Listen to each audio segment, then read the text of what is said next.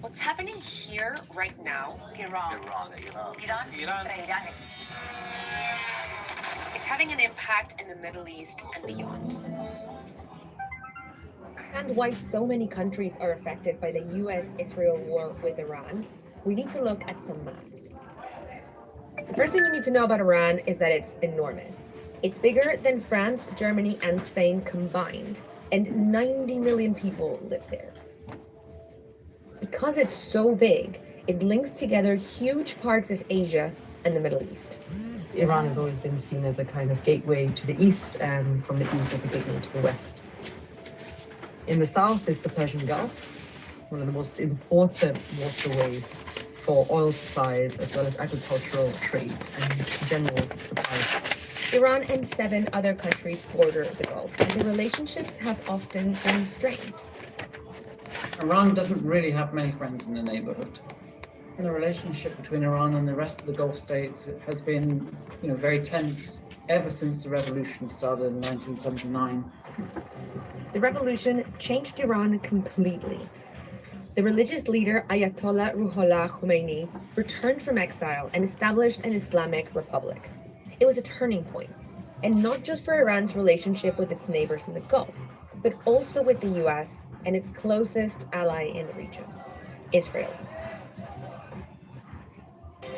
Good evening. The war zone in the Middle East has turned into a hellscape, an inferno stretching across the horizon of Tehran as Israel targets the country's fuel sites.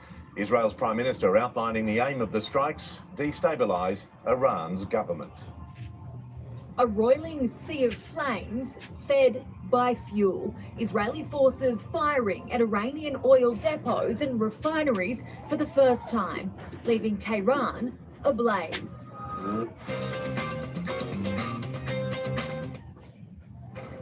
Good evening. Australians have watched in horror as a drone attack hit Dubai airport. The fighting in the Middle East is worsening on several fronts, with a major oil depot destroyed. The Iranian president is now apologising to neighbours, while Donald Trump remains defiant. He's coming to the airport. With Australians among the thousands at Dubai International, Iran strikes. Oh my God.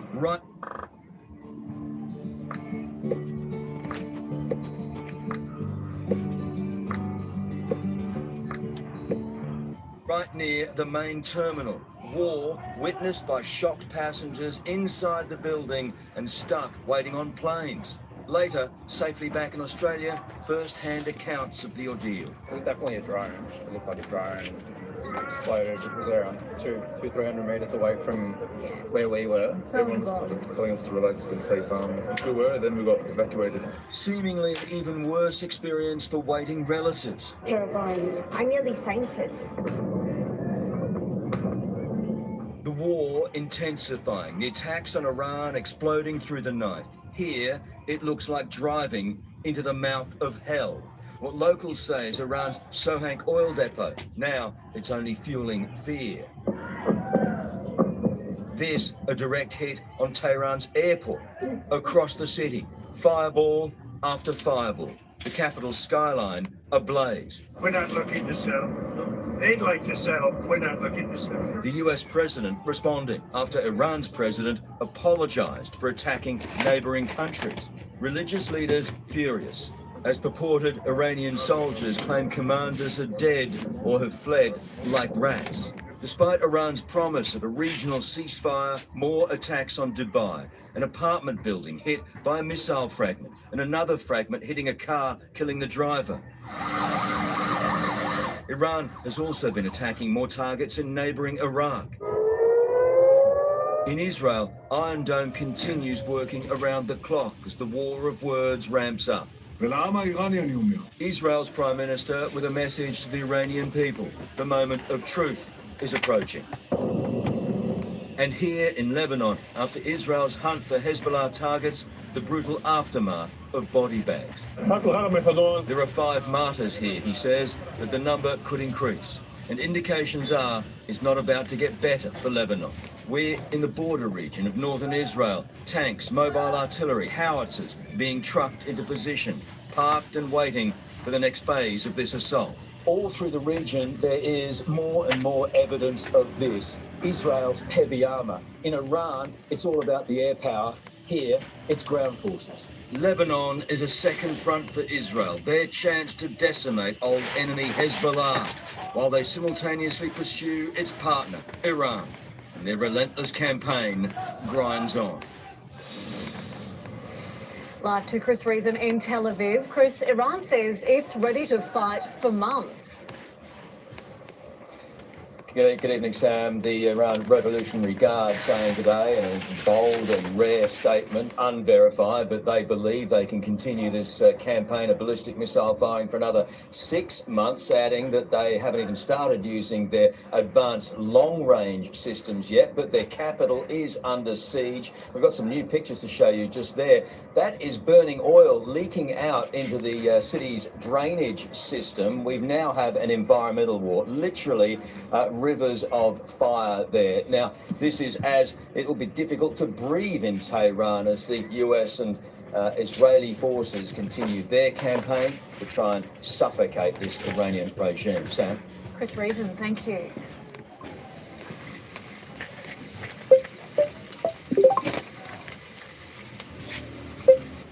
To try and suffocate this Iranian regime. Sam? Chris Reason, thank you. Australia is seriously considering sending help to Middle Eastern nations facing missile and drone attacks from Iran. Foreign Affairs Minister Penny Wong made the surprise admission this morning, saying the government is working through options now. Flames ripped through a Kuwait City high-rise minutes after a drone smashed into the building. One strike among many as Iran unleashes its fury on all 6 Gulf states. You would anticipate as a consequence that we have been asked for assistance, and we will work through that carefully. The Foreign Affairs Minister confirming a request for Australia to help block Iranian missiles and drones. We are not participating in offensive action against Iran. One defence analyst telling 7 News the ADF could send a small number of troops with a short-range surface-to-air missile system, or deploy a Wedge-tail early warning aircraft to help plug a new gap in missile defence. Because the Iranians took out 2 ground-based radars that were operated by the United States that were critical in missile defence operations. The simple fact the minister revealed the Gulf's request suggests our government is seriously considering options.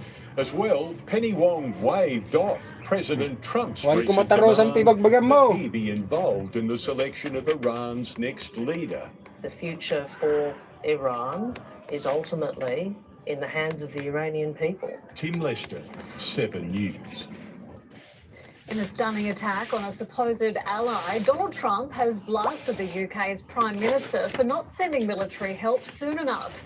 Live now to Ben Downey. Ben, Trump claims he doesn't need the UK's help anymore. It's quite extraordinary, Sam. Yes, when the US president heard that Britain was preparing to send an aircraft carrier to the eastern Mediterranean a week into this war, he suggested that the UK was no longer one of America's great allies, launching this extraordinary broadside on Truth Social, writing, "That's okay, Prime Minister Starmer, we don't need them any longer," going on to write, "But we will remember we don't need people joining wars after we've already won," following up in the Oval Office. Give me the offer to send 2 aircraft carriers. Maybe, but they're not sure. We don't need them. It's not the right time. It would have been nice to have had them 2 weeks ago.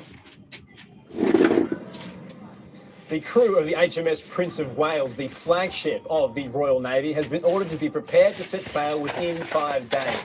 Despite that, Donald Trump has still knocked it back, but he is, however, still using British RAF bases to launch his B-1 bombers from, however low relations between Westminster and Washington might be. Sam?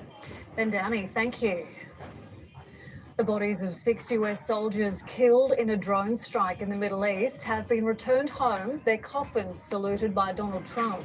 Today, thousands of Trump supporters rallied, screaming their support for the war and regime change in Iran. At an Air Force base in Delaware, the price of conflict. The bodies of the first US casualties of this war. 6 soldiers killed in Kuwait by an Iranian drone, brought home. Glad we paid our respects. It's tough. The president says he expects to be back there, saluting more American war dead before long. But he's not ready to stop the fighting. So this is a minor excursion. But when this ends, we're going to have a much safer world. So we're pressing the offensive every single day, creating all the leverage the president needs for the outcome he wants. The same outcome these people want. Thousands marching through the streets of Washington, hopeful Iran will soon be free. Well, debate rages here in the United States at a political level about the legality of the strikes ordered by Donald Trump. For the Iranian population living here in America, many of them are grateful that he finally took action. This brutal mafia-style regime is about to go. Thank you, Mr. President, from the heart of Iran. And now, finally, we got help. But not all agree with the way that help is being delivered. The war is completely illegal. A different protest with a different message. This is not how you bring freedom. This is how you terrorize a community. 181 young girls were killed, and I don't like that. Asked if America was responsible for that strike on a primary school. Kumusta, That was done by Iran. Busy tayo, gagawa. Mr. Hickson, it was Iran who did that. We're certainly investigating. They're very inaccurate, as you know, with their munitions. In Washington, D.C., Rob Scott, 7 News. Ito. Ano. Nagbablurred naman. Kita. Maliwanag masyado.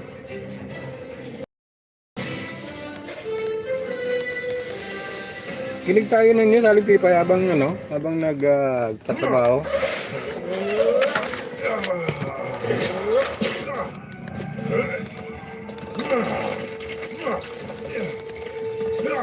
Dahil diyan, dito ang taas na ng krudo.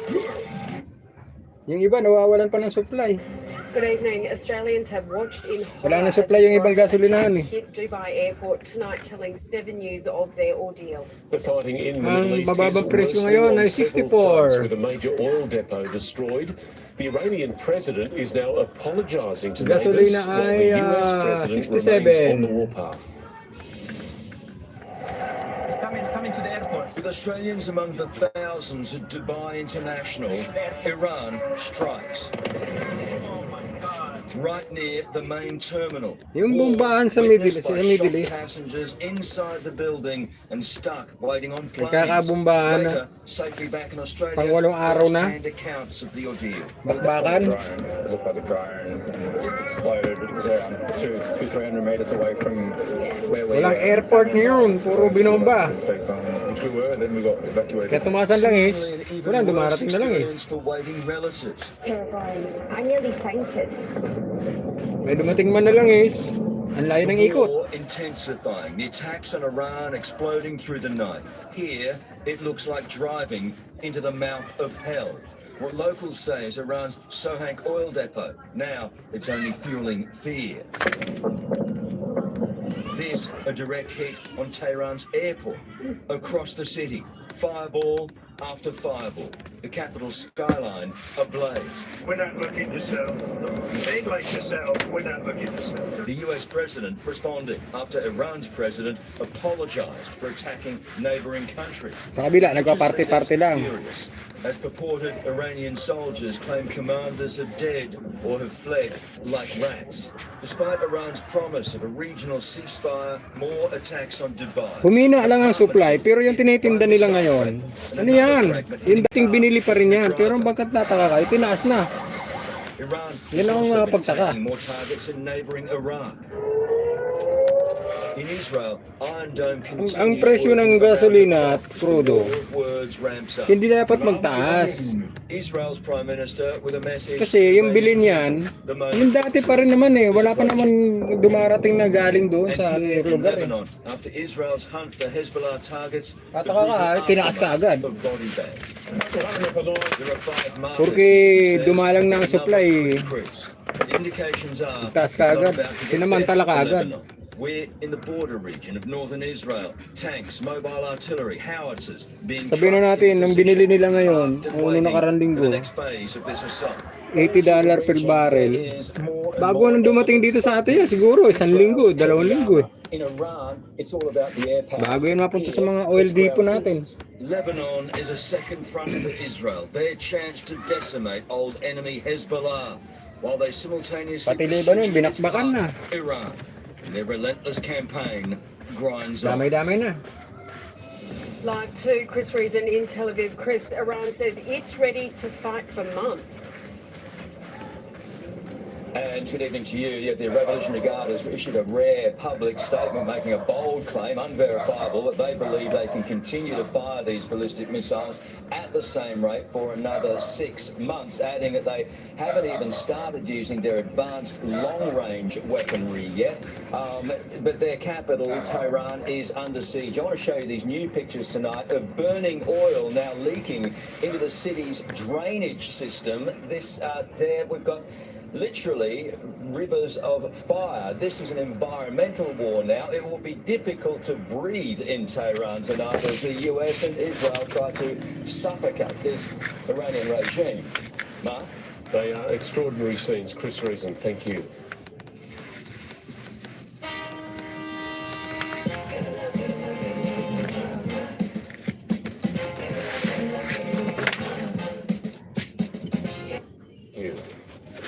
Australia is now considering sending military help to Middle Eastern nations facing missile and drone attacks from Iran. Foreign Affairs Minister Penny Wong made the surprise admission this morning, saying the government is working through options now.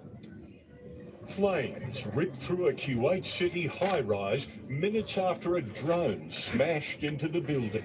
One strike among many as Iran unleashes its fury on all 6 Gulf states. You would anticipate as a consequence that we have been asked for assistance, and we will work through that carefully. The Foreign Affairs Minister confirming a request for Australia to help block Iranian missiles and drones.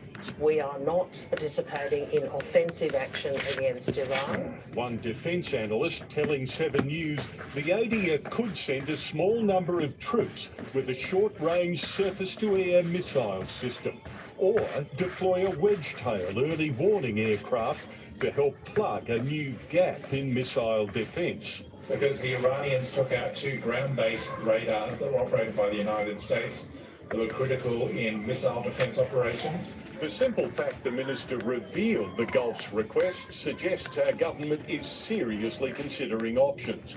As well, Penny Wong waved off President Trump's recent demand that he be involved in the selection of Iran's next leader. The future for Iran is ultimately in the hands of the Iranian people. Tim Lester, 7 News.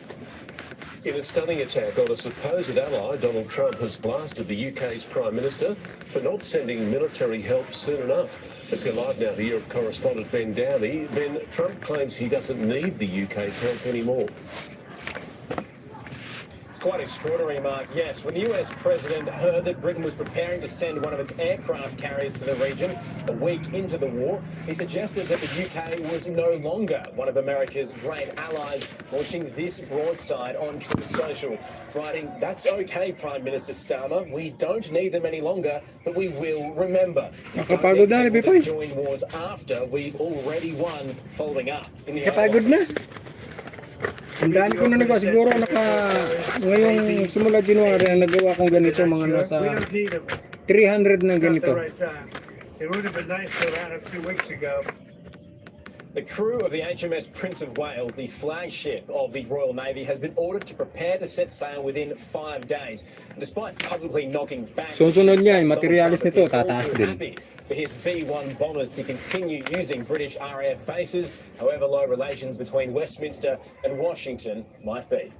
Ben Downey in London, thank you. The bodies of 6 US soldiers killed in a drone strike in the Middle East have been returned home. Their coffins saluted by Donald Trump. Today, thousands of Trump fans rallied, screaming their support for the war and regime change in Iran.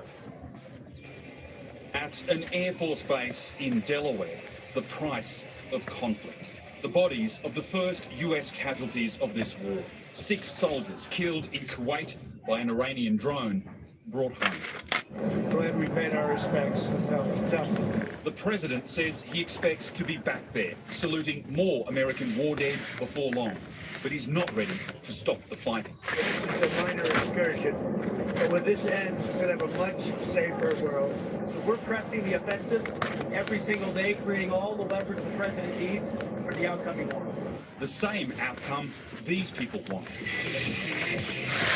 Thousands marching through the streets of Washington, hopeful Iran will soon be free. Well, debate rages here in the United States at a political level about the legality of the strikes ordered by Donald Trump. For the Iranian population living here in America, many of them are grateful that he finally took action. This brutal mafia-style regime is about to go. Thank you, Mr. President, from the heart of Iran. And now, finally, we got help. But not all agree with the way that help is being delivered. The war is completely illegal. A different protest with a different message. This is not how you bring freedom. This is how you terrorize a community.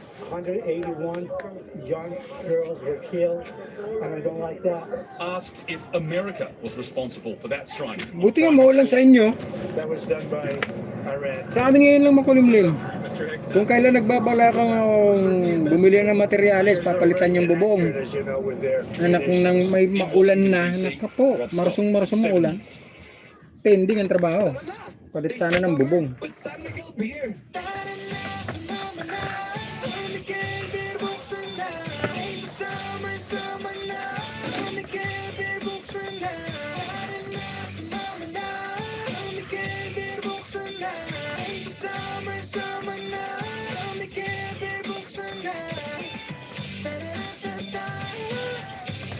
Bigla mukhang maulan bukas ah. Hindi tayo makapagpagawa ng bubong nito.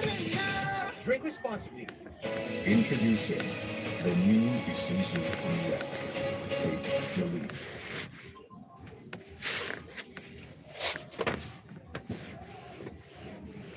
Paggawa ng bubong, biglang kumulimlim. Majulan.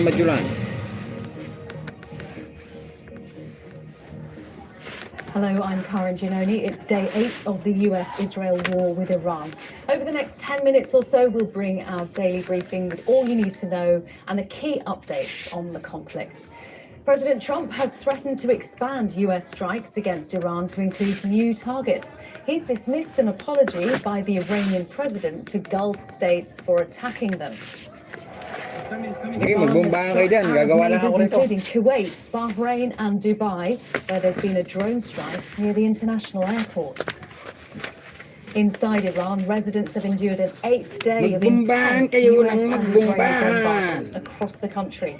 The Iranian Red Crescent says more than 1,300 people have been killed in Iran since the war began. Along with its attacks on Iran, Israel's intensified its military campaign in Lebanon. Israel Defense Forces saying there's been a broad-scale wave of strikes on the capital, Beirut. The HMS Prince of Wales, one of Britain's 2 aircraft carriers, has been placed on advanced readiness to sail. Defence sources have told the BBC the ship's crew have been told they must be ready to leave in 5 days. Well, we begin with the latest from the United States. President Trump vowing to hit Iran very hard, saying the US military is considering new targets in the country. The US president claims his military forces have knocked out 42 Iranian Navy ships in 3 days. Says they're doing, quote, very well. This had to be done. Very close to a nuclear weapon. We would have had one if we didn't do our B-2 hit, Midnight Hammer. They would have had it 8 months ago. They would have had a nuclear weapon. And, you know, they're crazy, and they would have used it. So we did the world a favor. Well, earlier, Iran's President Masoud Pezeshkian apologized for attacking neighboring countries and said Tehran would not attack them unless attacked first. I must apologize on my own behalf, on behalf of Iran, to the neighboring countries that were attacked by Iran. The Interim Leadership Council agreed yesterday that no more attacks will be made on neighboring countries and no missiles will be fired unless an attack on Iran originates from those countries. President Trump reacted with a post on Truth Social saying Iran, which is being beat to hell, has apologized and surrendered to its Middle East neighbors and promised that it will not shoot at them anymore. This promise was only made because of the relentless US and Israeli attack. Well, let's speak to our North America correspondent, Simi Jolaosho, who's in Washington. And Simi, Trump threatening to expand the strikes. What's the mood like in the US, and does the president have support? Well, the response here has been very mixed. There have been rallies in Los Angeles, in New York, in Boston, and here in Washington, just outside the White House. Some of them pro-Trump rallies, some of them calling for an end to the war. A new poll by PBS found that 56% of respondents are opposed to this military action against Iran. A poll by CBS found that 45% of respondents feel this military action is making America less safe. Now, remember, this is not a fulfillment of President Trump's campaign promise of no new foreign wars. And the public here have made it clear that they don't want the loss of more American lives. They don't want another endless conflict in the Middle East. And they don't fully understand what the imminent threat was from Iran. The Trump administration haven't made that messaging very clear. Now, Democrats are saying that this is a war of choice, not a war of necessity, and that the Trump administration is not focusing enough on domestic issues, especially the issue of affordability. And they want the end goal of this war to be made very clear. But Republicans are largely in support of President Trump. They say that, look, this is necessary for peace in America, peace across the world. But for them, there is a red line, and that would be for this war to be expanded in 2 ways. Number one, they are opposed to having American troops on the ground in Iran. And number two, for this war to last longer than just a few weeks. Simi, thank you very much. The Gulf states have continued to experience strikes throughout the day, despite that message from the Iranian president. Qatar and the UAE have reported attacks by missiles and drones, while Saudi Arabia says a missile was launched towards a military base. In Dubai, there was a drone strike near the airport. Our correspondent Nick Beek is in Dubai for us. And Nick, lots of questions about that strike near the airport coming into us on TikTok. Hi, good evening, Henry. Another explosion tonight in Dubai. Kailangan, marami akong pinapakain na anak eh. Kailangan magtrabaho. 12 yung anak ko eh.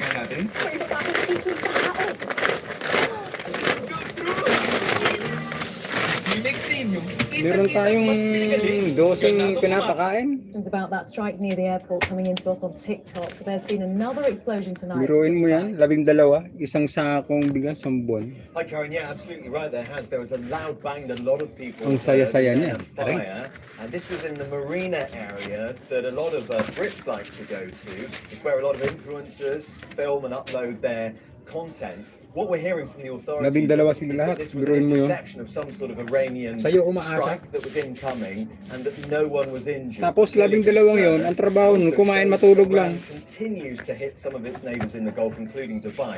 But it was what happened this morning that really got a lot of attention, because this video went viral showing a drone strike at the airport, the main international airport, and Walang within ginawa, the video you can kumain. see this drone Tapos hitting the matulog. ground, and then this huge plume of Birang mga smoke coming up, pinapakain and na it's really nagamit. near the terminal building. You can see Ayaw planes magsalita. that are nearby Ito. on the tarmac. And what happened after that is that the authorities suspended flights at the airport, which is the Yung busiest isa dito natutulog sa passenger taas. traffic in the world, before resuming operations very soon Pagkagabi, after. kakahol. The thing that I found really interesting was that the Pag hindi mo authorities inilabas, didn't acknowledge kukulitin that ka, they'd been this drone strike. At the Gusto, airport, they palabas. didn't give any details about their decisions to temporarily hold proceedings before bringing back all those flights. So that's something that's happened today. And also here in the United Arab Emirates, they've been talking about intercepting a lot of stuff coming in from Iran, specifically 15 missiles that were intercepted and 119 drones. So this goes to show that despite the mixed Kaysa messaging magtagay-tagay, ito coming muna, out tapusin of natin. Tehran, coming out of Iran, these countries in the Gulf, neighbours nearby, Parang including nakakahalata the na United ako, Arab Emirates, continue to face these sort of attacks. Nick, thank you. Dosing nga sila, dosing aso. A bit more on the global travel pinapakain. situation now. Since the war began, tourists and business travellers have been stuck in the Middle East, and although some airspace is reopening, missile and drone attacks in Isang major sakong bigas cities ang from buwan. Riyadh to Dubai are leading to fresh Kanila lang closures. yun. Travellers have been getting in touch with BBC Your Voice, including Ian. We followed his 7-day journey from Doha across the Saudi desert, finally flying out of Riyadh last night. Me and 3 others hired a car with a driver who took us from Nakalata na ako, the desert. Mukhang nasasarapan kayo sa dugo ko. We had mechanicals on the way. We arrived in Riyadh. We then found that there was been an airstrike and it closed this morning. The airspace there, so we missed flights from Riyadh. Sinasamantala nyo, may ginagawa ko Panay papak nyo Out of Riyadh about 3 hours. Ang dali ka. To Jeddah, where we've been trained from Jeddah and Jeddah to Istanbul, so then Austria, which is where we're trying to get back to. Well, as we've mentioned, US and Israeli strikes have continued inside Iran. There's a state-imposed internet shutdown there with very little news coming out of the country. But my colleagues at BBC Persian have got some messages from people inside the capital, Tehran. We voiced up their words. Take a listen. I haven't stepped outside since I got to Tehran. And my 3-year-old and I are Ano just to, trying to get through the bombing. But this Akala love nyo, of wala war that pang some kontra, ha? people have is something I just can't stand. Mehrabat has basically been flattened. We just hope they stop Akala targeting nyo, this area and don't bomb it anymore. In some of the Ekbatan blocks that face industrial aviation buildings, the blast wave shattered the windows. Well, along with its attacks on Iran, Israel's intensified its military campaign in Lebanon, with the IDF saying there's been a broad-scale wave of strikes on the capital Beirut. Lebanon's health ministry says the total death toll has now risen to 294. 41 of those were during an Israeli operation in the Baalbek district, an area in the east of the country controlled by Hezbollah. Radina had already fled one war in her native Sudan. Now heavily pregnant and with 3 children, she's found herself seeking safety once again. They said the place isn't safe. You need to leave. We had to walk. Even on foot, you couldn't go. The roads were packed. We suffered. My children Sila Preya, binambahan na rin I couldn't carry them.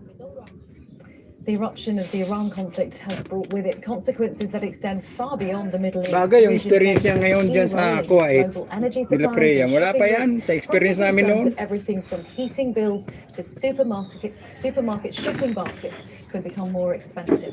Business correspondent Mark Ashdown explains. The Strait of Hormuz is crucial to the world's Ano yun? oil and Hi, gas Steve. supply. Roughly Good evening. 20% of global supplies pass through it every day. It's just 30 Wala tayo sa mood kilometers kumanta. to its narrowest point, with Iran on the north and Oman to the south. And right now, 300 or so tankers are sat there since Dahil meron tayong gawa. last week, going Gawa ng gawa. in fear of passing through because Iran has threatened to set fire to anything that dares to try and sail through there. Now that's caused havoc on the global stock markets, not least the price of oil. Brent crude, that's the benchmark. It spiked back in 2022 to about $116 a barrel when Russia invaded Ukraine. Since then, it's been bumbling around at sort of $65 a barrel. 64 na ang kada litro. Last week in response to the US-Israeli strikes on Iran, and it closed at about $90 a barrel. Binili nila yan, hindi pa naman nagigera eh. Stock na nila yan, tapos gano'n tinaas din. Yung pagsasamantala. $50 a barrel. Hindi pa nga dumarating yung mga order nilang bago eh. On Friday. Pretty strong words, but it does show you just how reliant the world is on getting oil out of this region and getting these ships to around the world. Gago mo. Pang 8 araw pa lang, sabihin yung binili nila roon ng February, baka wala pa dito sa Pilipinas. Wala pang giyera no. When I dropped the price, you didn't buy. When I offered free shipping, you still said it's too expensive. Well, guess what? Thank now you. It's 50% off. Thank you very much. Thank you. This is a nano spray from Germany. You only need to spray it once, and for 8 months. Ships to deliver things.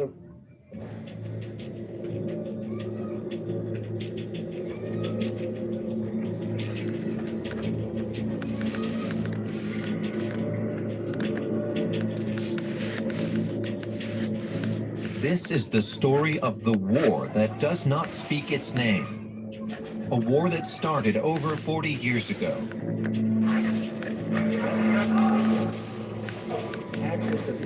The war between Iran on the one side and the United States and Israel on the other is both ideological and strategic. A conflict that stirs up passions, resentment, and hatred.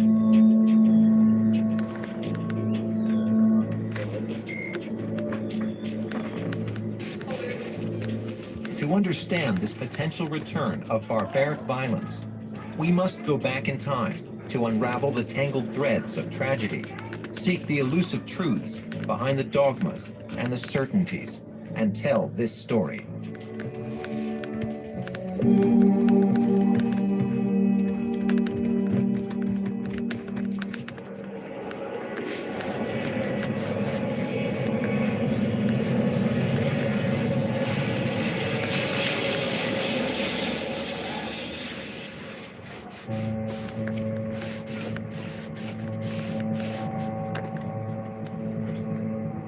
The history of the war began on February 1st, 1979, aboard a flight Nako, from Steve, Paris to hanggang Tehran. ano to?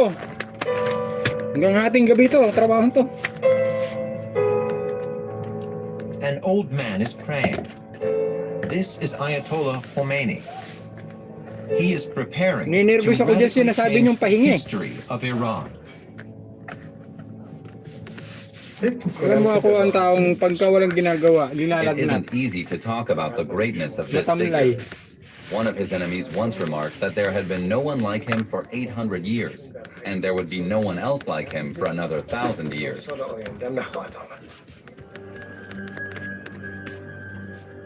Khomeini historically embodied the people's opposition to the Shah, the all-powerful Nakaka-nervyos yun, monarch sabihin mo, who had pahinga. reigned over Iran for nearly 40 years.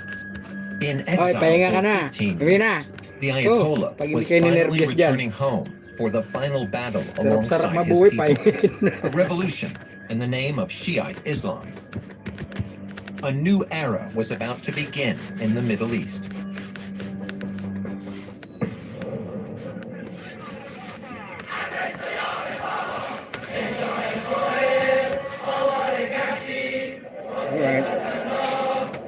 All right.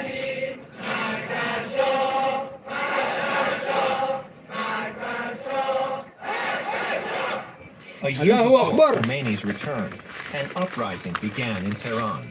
In early 1978, hundreds of thousands of Iranians took to the streets to challenge their ruler. Allahu Akbar. Demonstrators had had enough of a ruler bent on making Iran a great power, sought to impose Western-style modernity on them, either willingly or by force. They viewed it as an unfair and corrupt system that failed to meet the most basic needs of the population.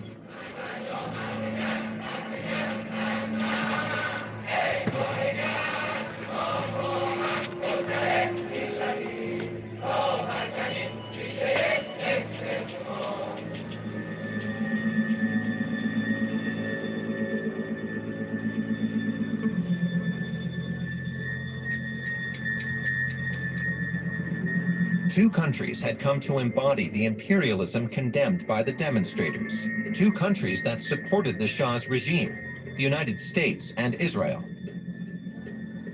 Today, it is difficult to imagine those two countries were the Iranian state's closest allies.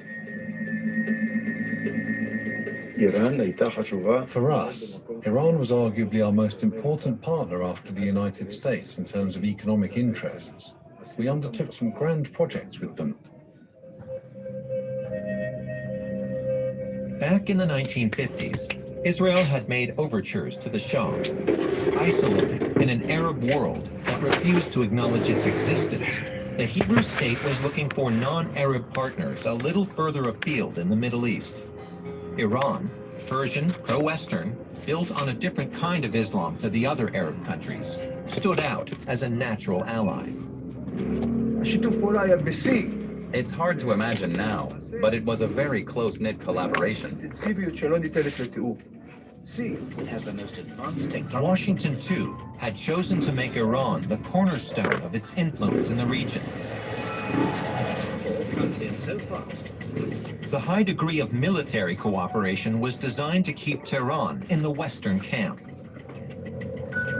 Also, this was the time of the Cold War, of course, and Iran was a major arena of US-Soviet competition. So yes, the Shah was close to America because he felt that it needed the American support in confronting the USSR and maintaining his government in power. For both Tel Aviv and Washington, Iran under the Shah was an invaluable partner, the key piece in the great Middle Eastern game. But neither Israel nor America realized the extent and strength of an opposition that was destined to prevail. When I spoke with the generals, they would tell me, look, it's like measles. We're seeing demonstrations at the moment. That's the way it is. The Shah has asked us to sort it out because he's the military chief. Well, we're sorting it out.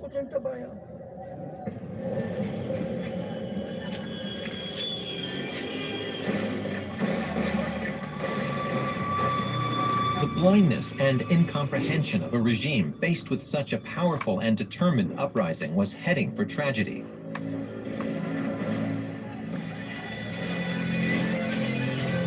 That day, Black Friday, the Shah's army opened fire in the streets of Tehran.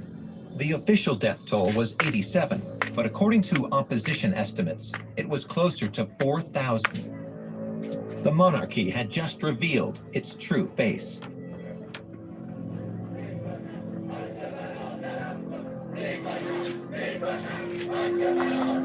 The revolutionary process was underway, and now there was no stopping it. Regarded as supporters of the Shah, Israeli and American expatriates became targets and began to leave the country. Protesters attacked cafes, restaurants, banks, and cinemas. Western symbols of modernity associated with the stronghold Israel and the United States had on their country.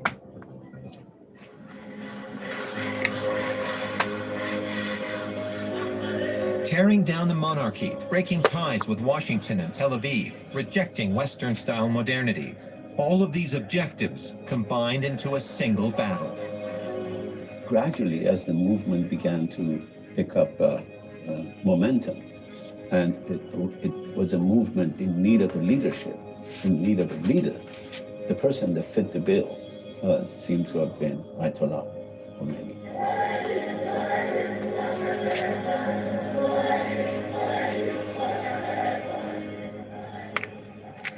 I have to say that not only the different factions of Islamic movement followed Ayatollah Khomeini and joined him, but the other factions of the movement as well, like nationalists, like Marxists, all factions supported Ayatollah Khomeini as the leader of the revolution.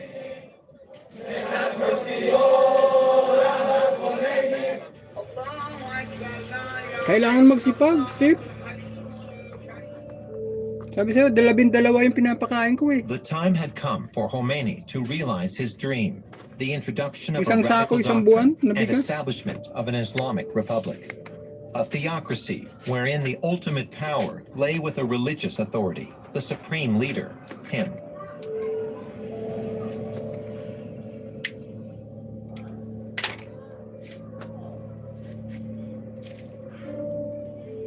Yung mga pinapakain ko eh, hindi marunong magtrabaho.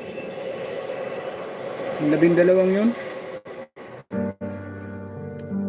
Walang ginawa kundi kumain, matulog. Khomeini set foot on Tapos Iranian kumahol. soil, ready Yun, to magagaling deliver kumahol. the fatal blow to the monarchy.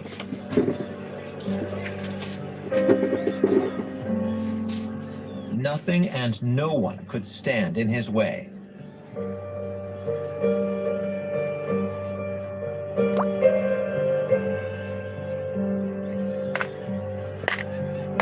It was shocking. It was really shocking. Nakakapanghina kaya, walang ginagawa. People came to streets of Tehran. This was the Yung biggest magapong lang nakatambay, lalong nanghihina. ceremony ever during the history, as long as I remember. 10 million people. Napitin ng sakit yun, walang ginagawa.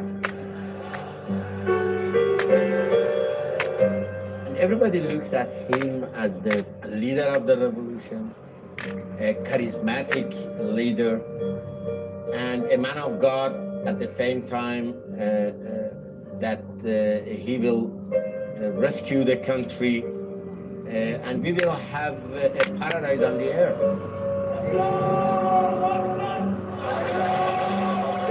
Khomeini was now the man who embodied the legitimacy of power, especially as the Shah, weakened by ill health, had departed the country 3 weeks earlier. من دولت تعیین میکنم، من تو دهن این دولت میزنم، من دولت تعیین میکنم، من به پشتیبانی این ملت دولت تعیین میکنم، من به واسطه این که ملت مرا قبول دارد.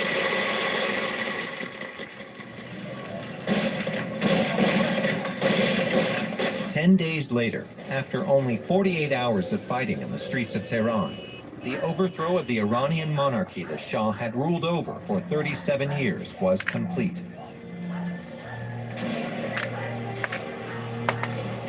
The revolution had achieved a total victory. Ayatollah Khomeini was the country's new leader.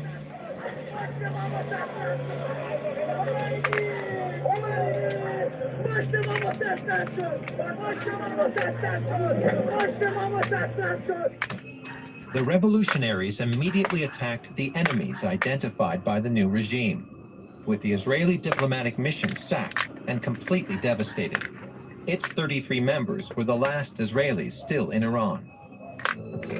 They traveled in small groups to the Hilton Hotel in central Tehran, where a bus was waiting to take them to the airport, a distance of some 17 kilometers. 17 kilometers through a hotbed of revolution.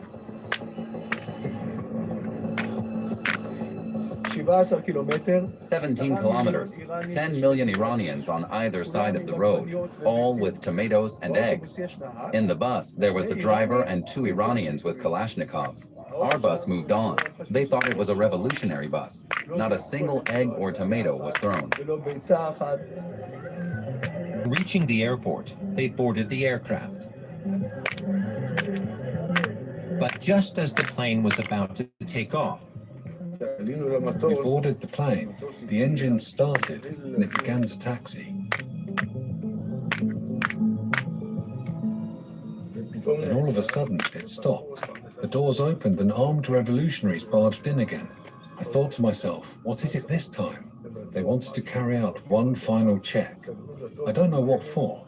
Then they closed the door and we took off. For as long as we were over Iranian territory, the mood remained tense. Once we crossed the border, the Israelis erupted into cheers.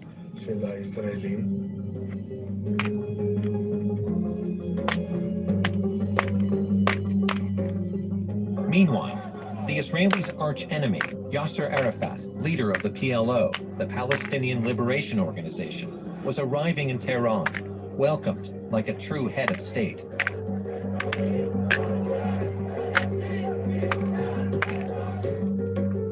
Arafat had become leader of the PLO in 1969. Its stated ambition was to create a Palestinian state, independent of its Arab backers. From his base in Lebanon, Arafat had been leading his Fedayeen, his fighters, into guerrilla actions on the northern border with Israel. Now he had come to seek the support of Khomeini, a man he hoped could help Palestinians achieve their independence.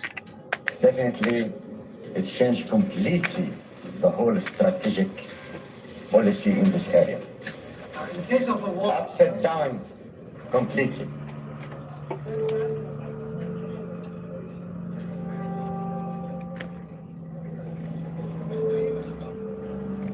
By inviting Arafat to Tehran, Khomeini was sending a powerful message to the entire Muslim world. From now on, Iran would be supporting the Palestinian cause.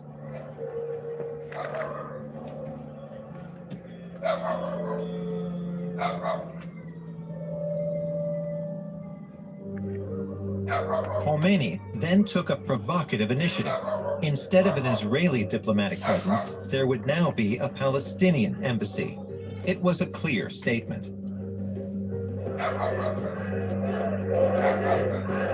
With this gesture, the Ayatollah was severing all links with Israel, a state whose existence had no legitimacy for him.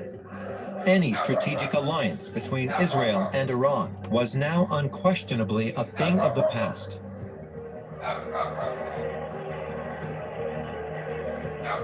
The United States recognized the young Islamic Republic, but in Washington, there was concern about what kind of relations would be possible with Iran's new rulers.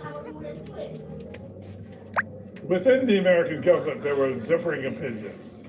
Some thought that Khomeini was an extreme force, and it would be very difficult for us to deal with. I think most people still thought of Iran as a country that, you know, we could continue to get along with, that even though the Shah was gone, that, you know, we would maintain relations. We had our embassy there. Then, on November 4th, 1970, Anong kaya gagawa ng hundreds of bubong Islamist bukas? Mukhang students uulan. stormed the American embassy, taking Summer na 52 summer, diplomats uulan. hostage.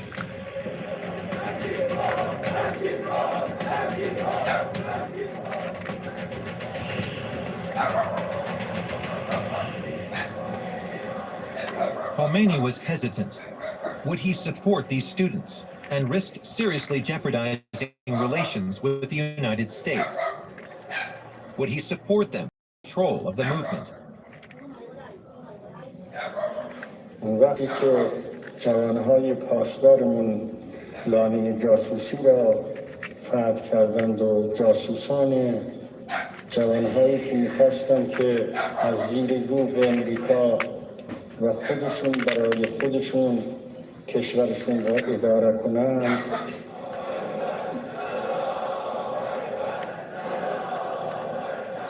When the hostage crisis occurred, it made clear, I think, that we were largely unprepared to deal with the nature of Iran at that point, and the fact that the anger that was there and reflected in that hostage crisis,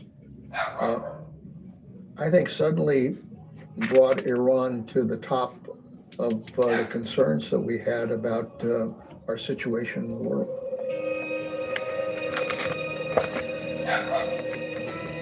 The last hostages were finally freed after 444 days. By supporting the students, Khomeini made the U.S. Embassy hostage-taking Act 2 of the revolution.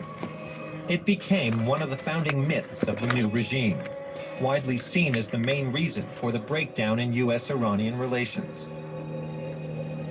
A new Middle East was taking shape. Nothing would ever be the same again.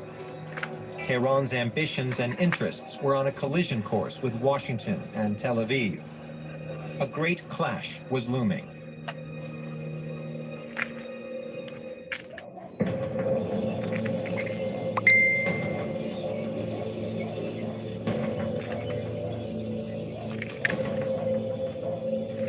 On this day, nearly 90,000 Israeli soldiers, 1,300 tanks, and 1,500 personnel carriers invaded Lebanon, a country seemingly unconnected to the emerging confrontation between Iran, Israel, and the United States. Torn apart by civil war for many years, Lebanon had become a regional battleground. Syria occupied a part of the country to the east, but in the south especially, the PLO was all-powerful. The Palestinian organization had made the area its operational base for instigating deadly raids against Israel. On June 6, 1982, Tel Aviv launched Operation Peace for Galilee.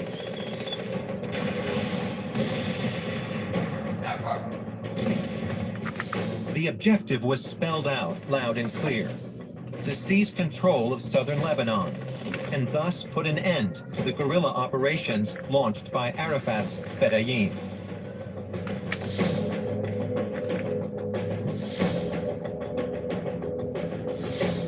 We came here to fight and destroy the terrorist organizations that have been killing and murdering our people for years and years. That is our goal here.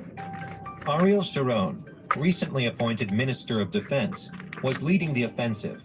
To his fellow countrymen, he was a hero who had been at the forefront of every military victory Israel had won since its inception in 1948.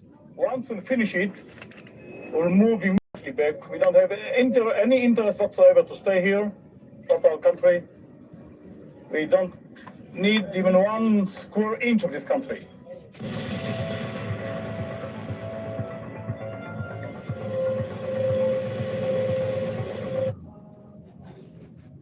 Iran has launched a massive retaliatory missile strike on a U.S. military base in the wake of an attack on a desalination facility in southern Iran, escalating tensions across the Middle East.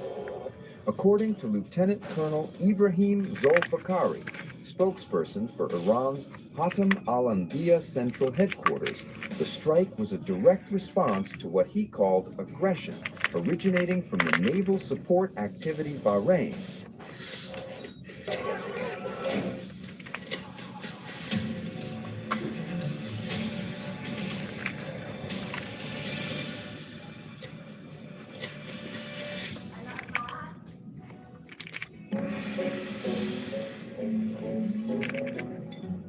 Meet Lucky Manzano. Today must be his lucky day.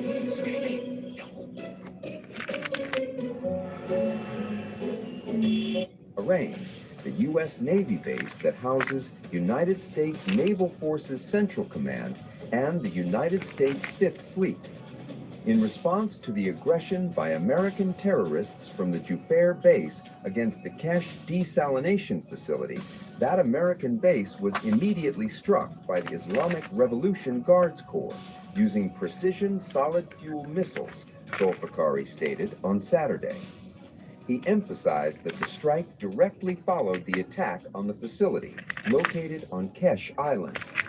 Iranian officials also highlighted the impact of previous strikes in the escalating conflict. Zolfikari noted that earlier retaliatory attacks had degraded enemy radar and surveillance systems, making it easier to hit strategic targets in the latest operations. Given that the enemy's radar systems were destroyed during previous waves, the destruction of targets has now become much easier, he said. The operation, dubbed Operation True Promise 4, began immediately after what Iranian officials describe as unlawful foreign aggression last Saturday. Since then, the Islamic Revolutionary Guards Corps has reportedly launched hundreds of ballistic missiles and attack drones, striking sensitive military and strategic sites across the region. Targets have included key urban areas in Israel, such as Tel Aviv, the holy city of Al-Quds, and Beer Sheva, known as a major technology hub. U.S. military assets have also been hit, including the Abraham Lincoln aircraft carrier and an American destroyer operating in the Indian Ocean. Zolfikari also indicated that drone operations would continue as part of a sustained campaign. drone attacks by the self-sacrificing forces of the Islamic Revolutionary Guards Corps Army's ground force against the American Zionist enemy will continue on a sustained basis, he said, signaling that aerial assaults may be ongoing for the foreseeable future. The missile strike on the Bahrain base comes as part of a broader wave of retaliatory measures by Iran against renewed Israeli-American aggression targeting the Islamic Republic. Iranian officials insist that these strikes are precise and targeted only at military and strategic sites, though the scale of the campaign underscores a rapidly escalating conflict that threatens regional stability. The situation is particularly alarming because the U.S. Fifth Fleet in Bahrain plays a critical role in overseeing naval operations across the Persian Gulf and Indian Ocean. Any disruption or damage to the base could have far-reaching consequences for U.S. military logistics and regional security operations. The Kesh desalination facility, the site that triggered the latest retaliation, is a vital water infrastructure hub for southern Iran. Iranian authorities framed the strike as defending national assets and sovereignty and vowed continued action against any foreign aggression. Operation True Promise 4 appears to be highly coordinated, with simultaneous missile strikes and drone attacks across multiple fronts. Iran's use of precision-guided missiles and unmanned systems demonstrates the range and sophistication of its military capabilities, as well as the determination to respond to U.S. and Israeli operations in the region. Have you ever wished someone would solve all your sound problems at meetings? Problems like having difficulty talking due to audio cutting out, voices not carried. U.S. and Israeli operations in the region.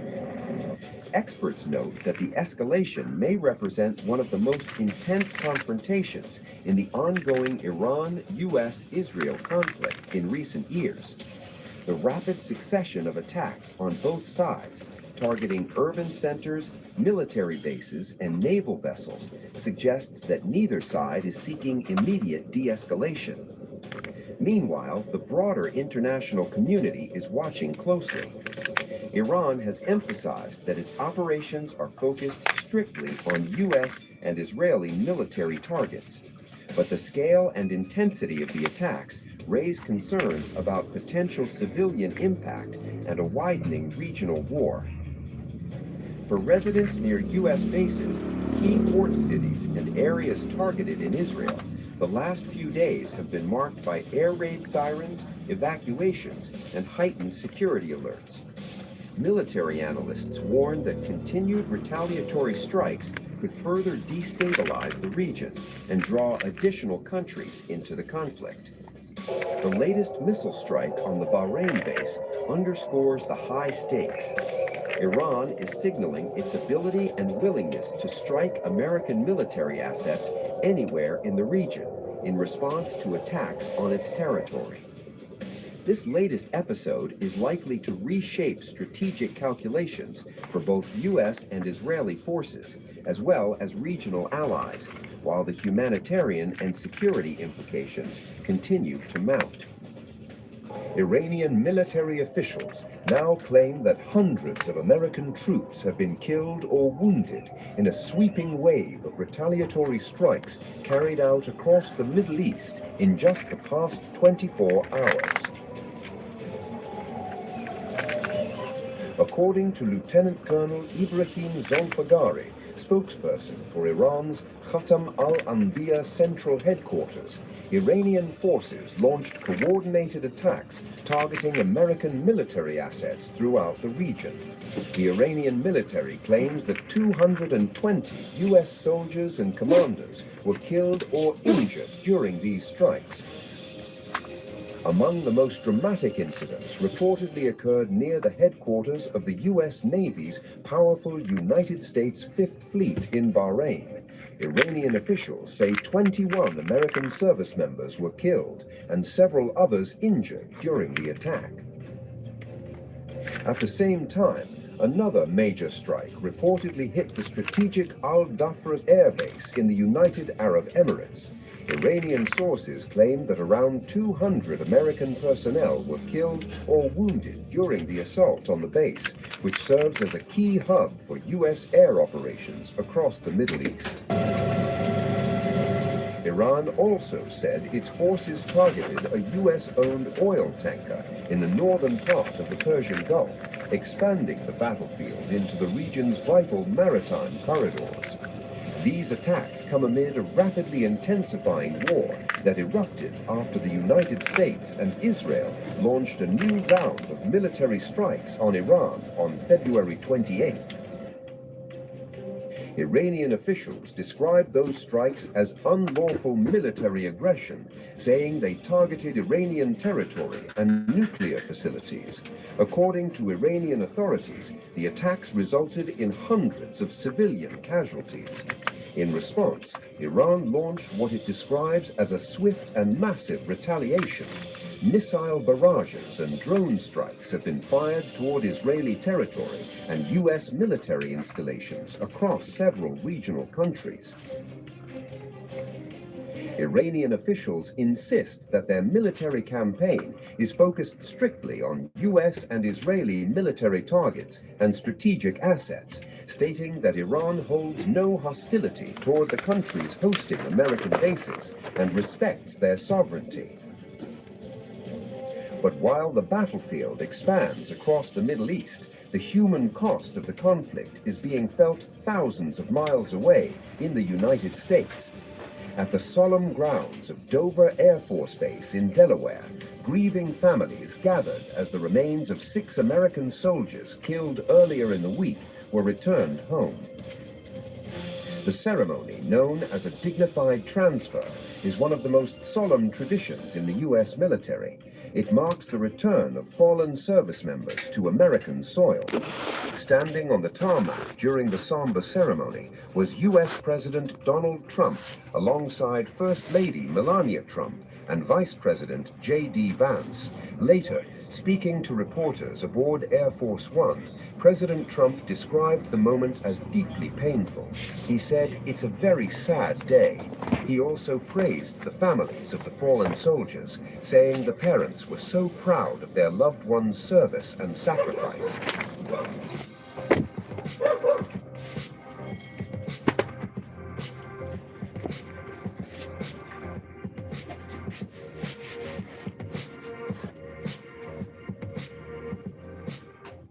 Sa amin, rice is life. Kaya rice at San Marino Fortuna ang perfect for us. Look, konti lang ang Siksa naman at linamnam ng tuna. kaya ang sarap i-pair sa rice. San Rice is life. Switch na! Kapag kalusugan na ang nakataya, ibang usapan na yan. Kaya mapapatanong ka. Effective ba yan? Kaya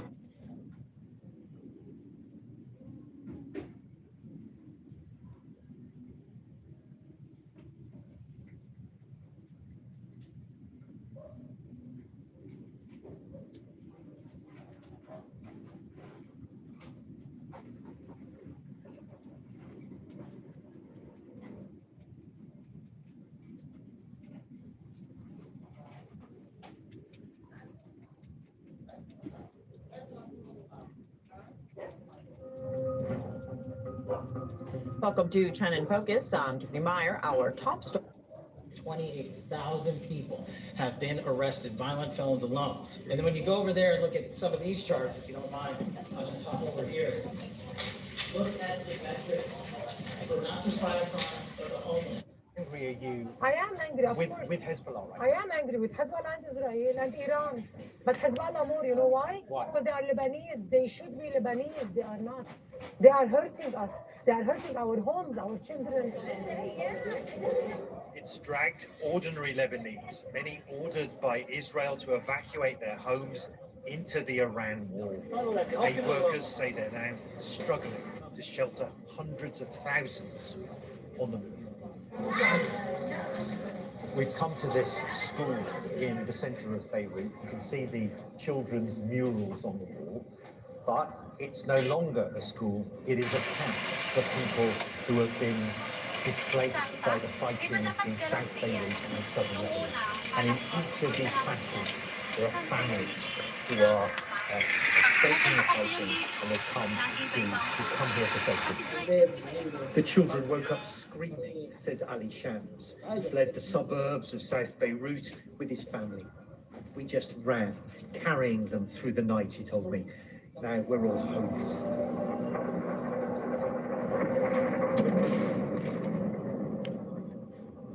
It's easy to see why they left.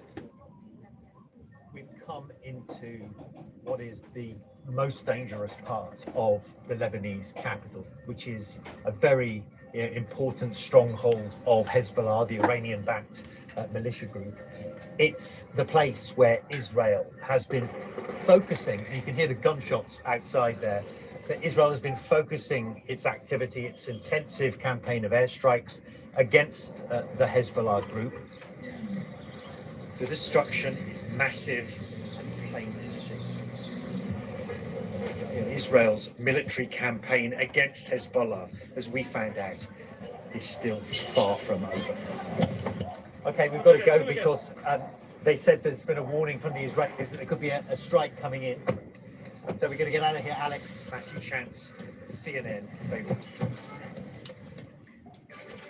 Israel and the US are ramping up pressure on Tehran as the war enters its second week. Israel's military says a new wave of strikes is now underway, targeting military sites across Iran. We are just learning that Israel's Air Force hit a number of Iran's F-14 fighter jets at the Isfahan airport. A source tells CNN that Israel is also hitting energy resources in the country. New video shows a massive fire burning near a fuel storage facility in Tehran. We've also seen flames and smoke rising from an oil refinery in the capital.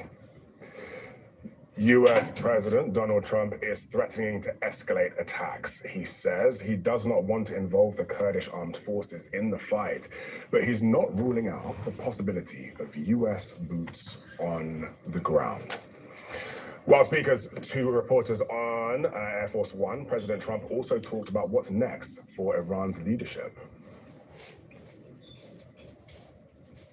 We're having a few issues, but we're going to keep on going. All of this comes as Iran's Gulf neighbors report a new wave of strikes after the Iranian president apologized.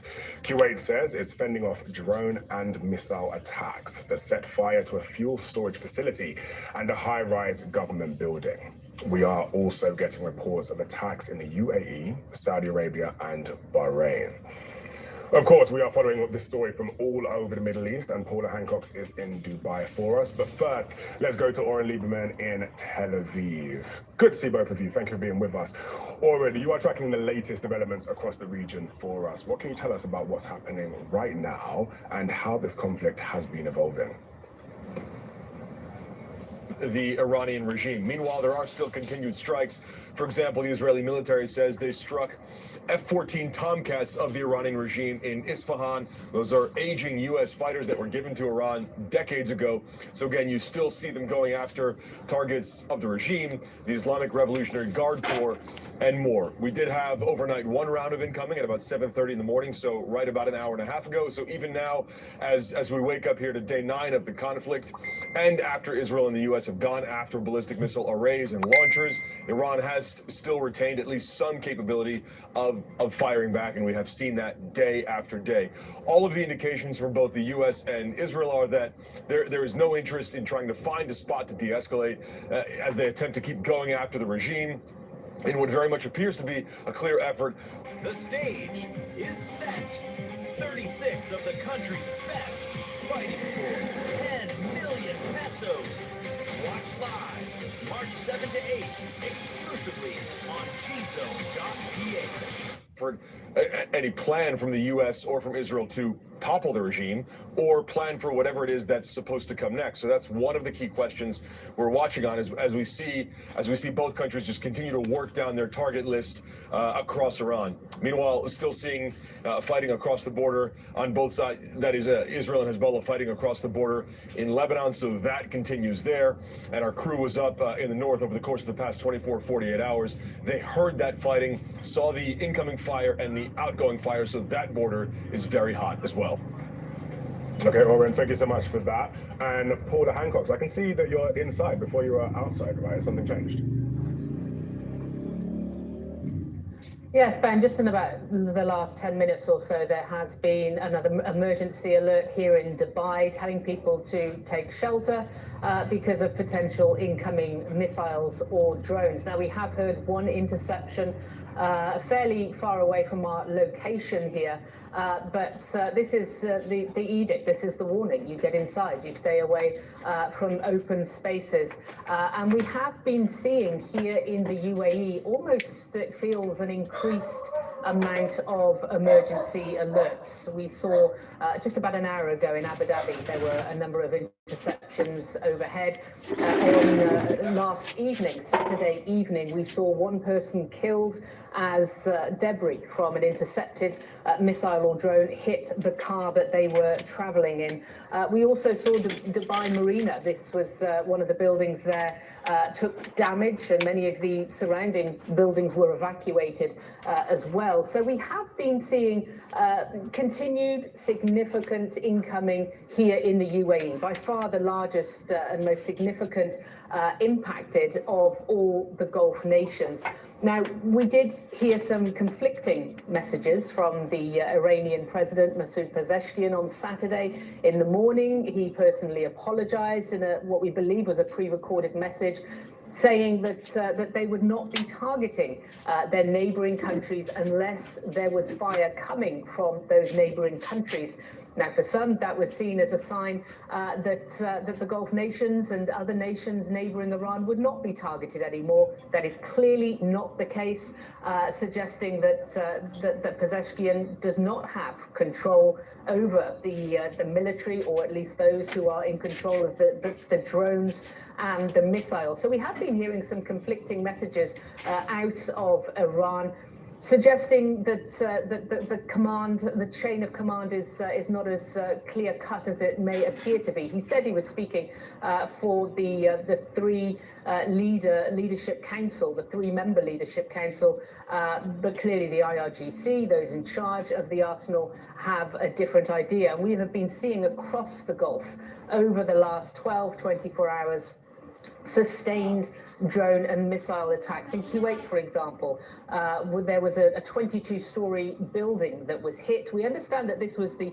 social security headquarters in Kuwait, so it doesn't appear to be linked to the US in any way.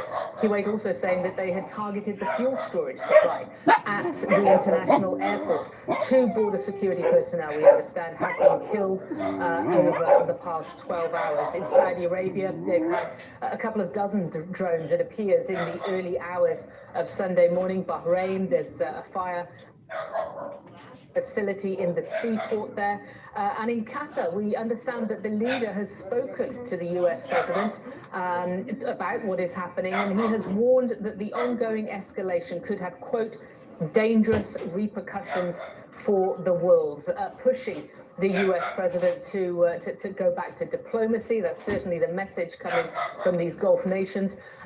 And on Saturday, we also saw an extremely rare appearance and an interview by the UAE leader. He really doesn't do interviews, but he did call Iran the UAE's enemy. That's a remarkable change from the rhetoric we have seen in the past, also saying that the response from the UAE should not be perceived as weakness, that the UAE is strong. All of the Gulf nations continue to say they reserve the right to retaliate. There's no public change in what they say that they are doing when it comes to this war, but Iran is consistently or continuing to say that if they see attacks coming from these Gulf nations, these neighboring nations, then they will continue to retaliate. Ben. Okay, Paula, thank you so much for that. Oren, I'm going to come back to you.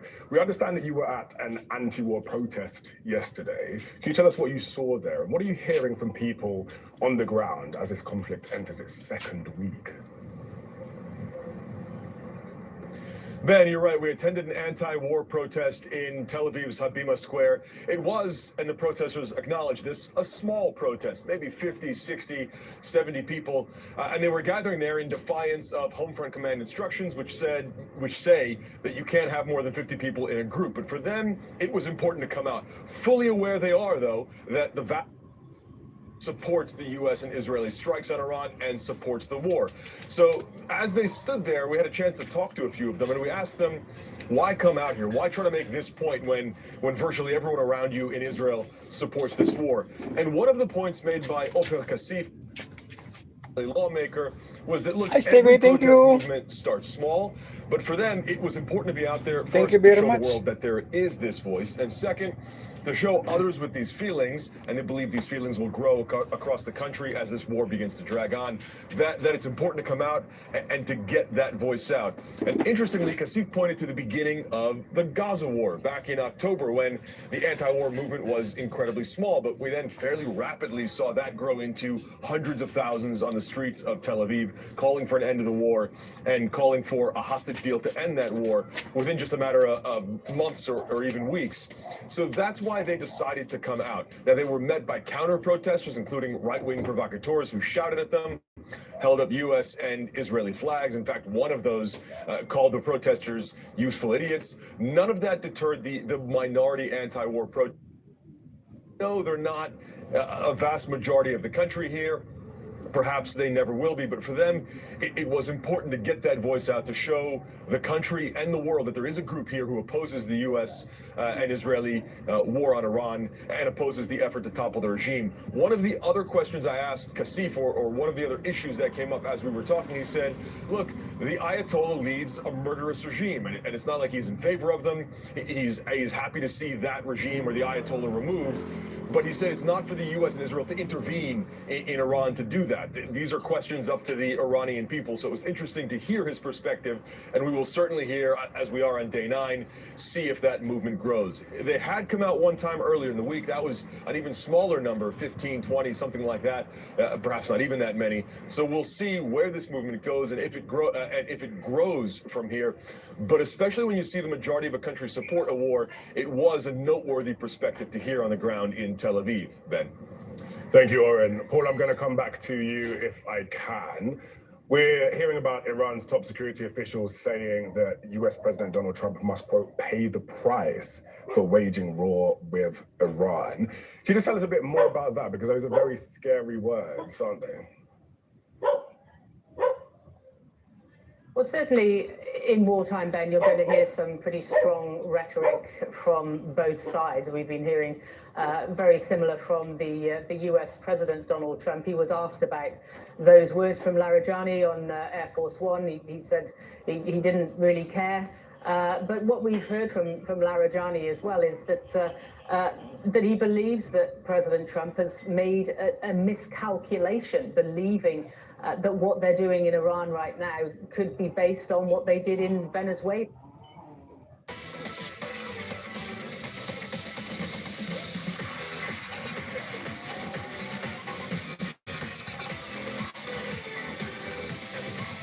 Let's play. A new star is now online.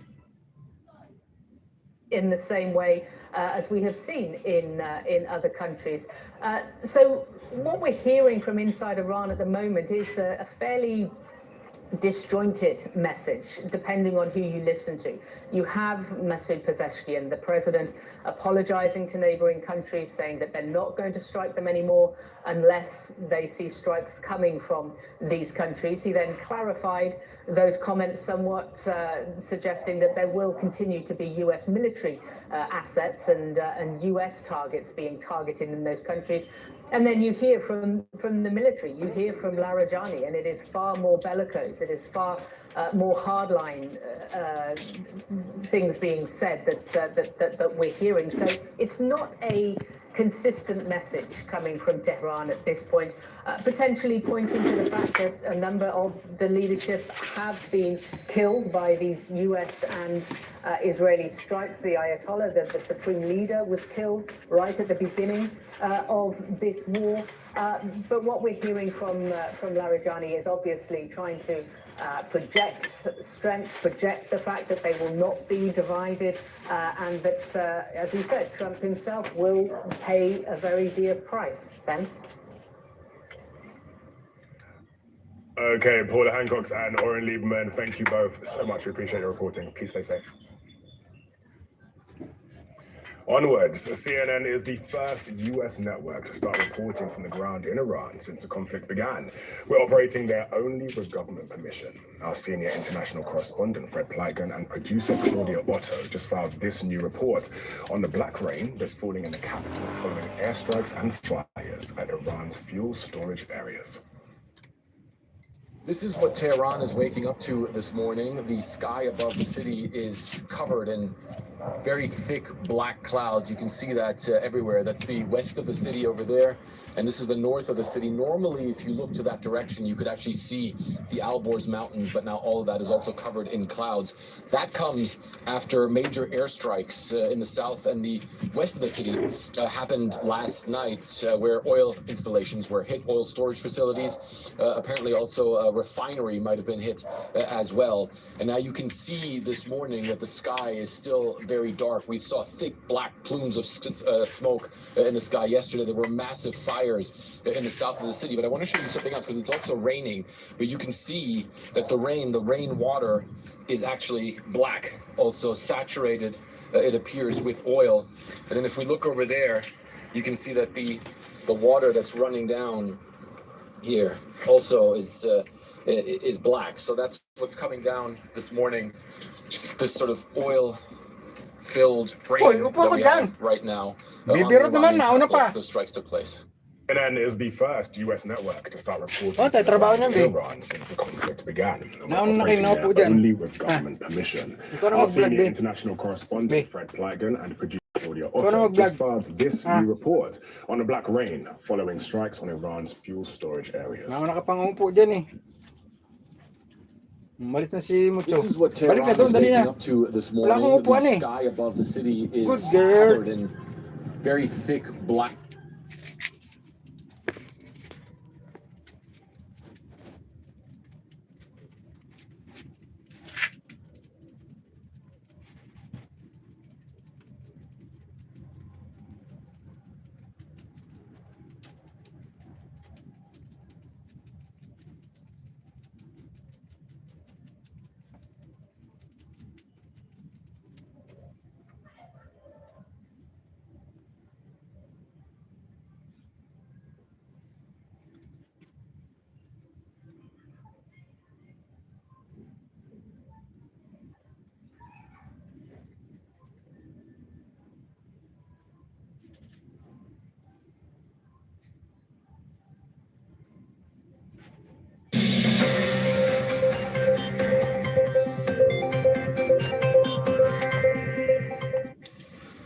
Magandang hapon mula sa Pag-asa Weather Forecasting Center.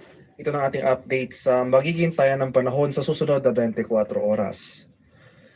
Patuloy nating minomonitor itong low pressure area na nasa labas ng ating Philippine Area of Responsibility. Latest location natin kaninang alas 3 ng hapon, nasa layong 1,125 kilometers silangan ng Mindanao.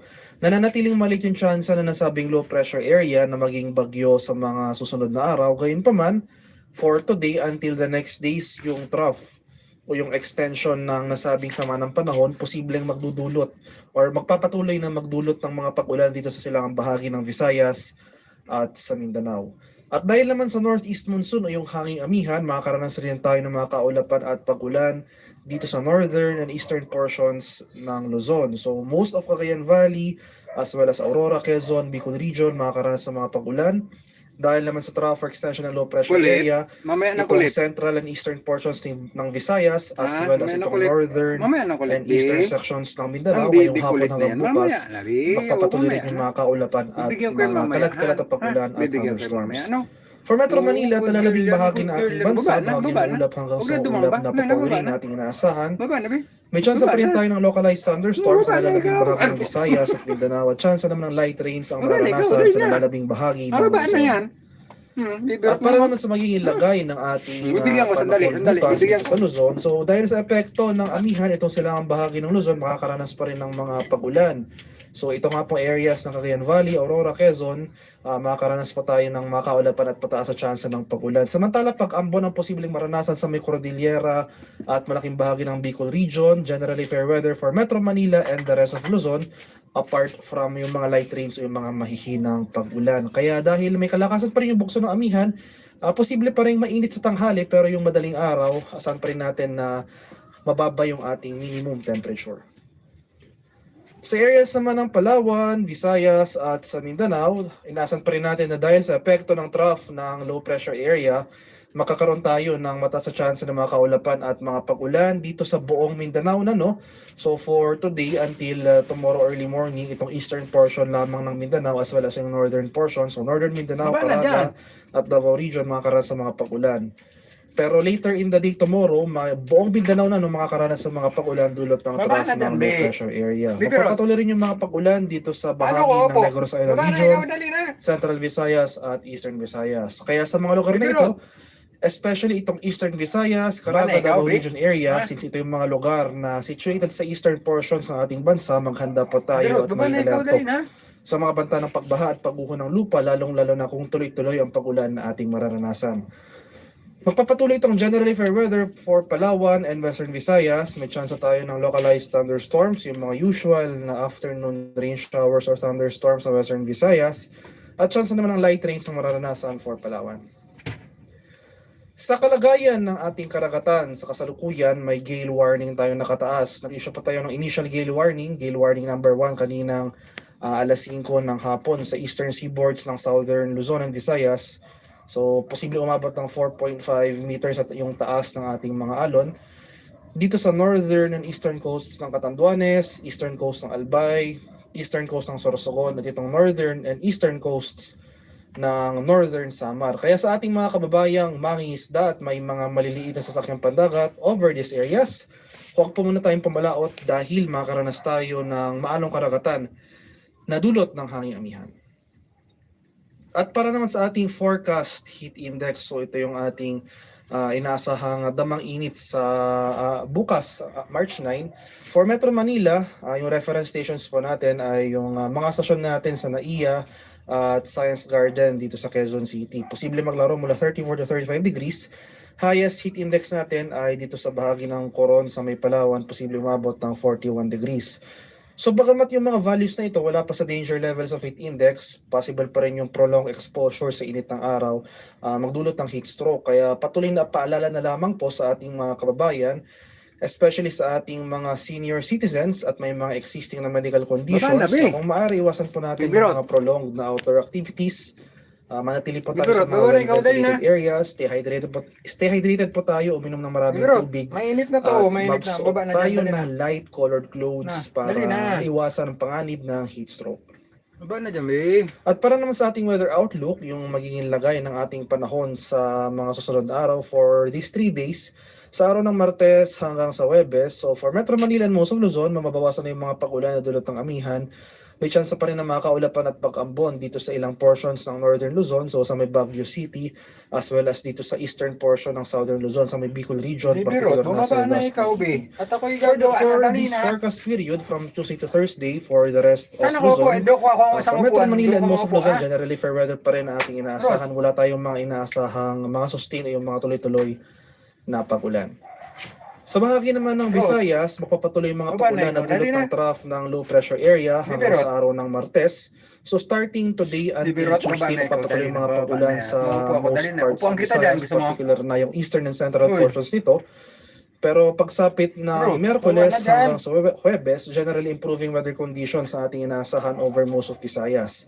Mas maaliwalas ang panahon, pero nandyan pa rin yung mga tsansa ng mga biglaan at panandaliang pag-ulan na dulot ng thunderstorms pagsapit ng hapon hanggang sa gabi.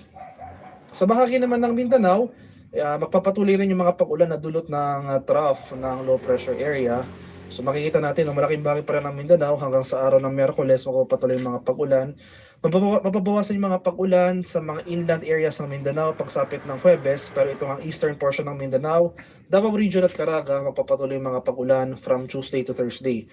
So generally sa ating weather outlook, no, itong eastern portions ng Visayas at Mindanao, Eastern Visayas, Caraga, Davao Region, patuloy po tayong maghanda sa mga banta ng flooding or landslides dahil posibleng significant yung mga pag-ulan na ating mararanasan sa mga susunod na araw.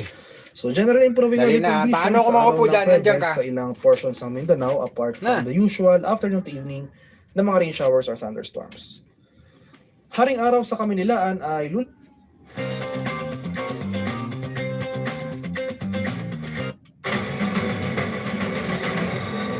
Good evening.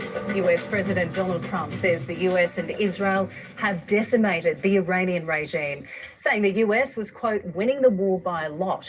The president is not ruling out deploying American troops on the ground while dismissing the potential for Kurdish forces to lead a ground invasion. In Iran, the Revolutionary Guard has signalled it can fight for at least another 6 months, as the country's president apologised to neighbouring countries hit by Iran, vowing not to launch strikes unless attacks originated from there. In Iran, the Israel Defence Force struck several fuel depots in the capital and neighbouring province Al-Borz, sending explosions high into the night sky.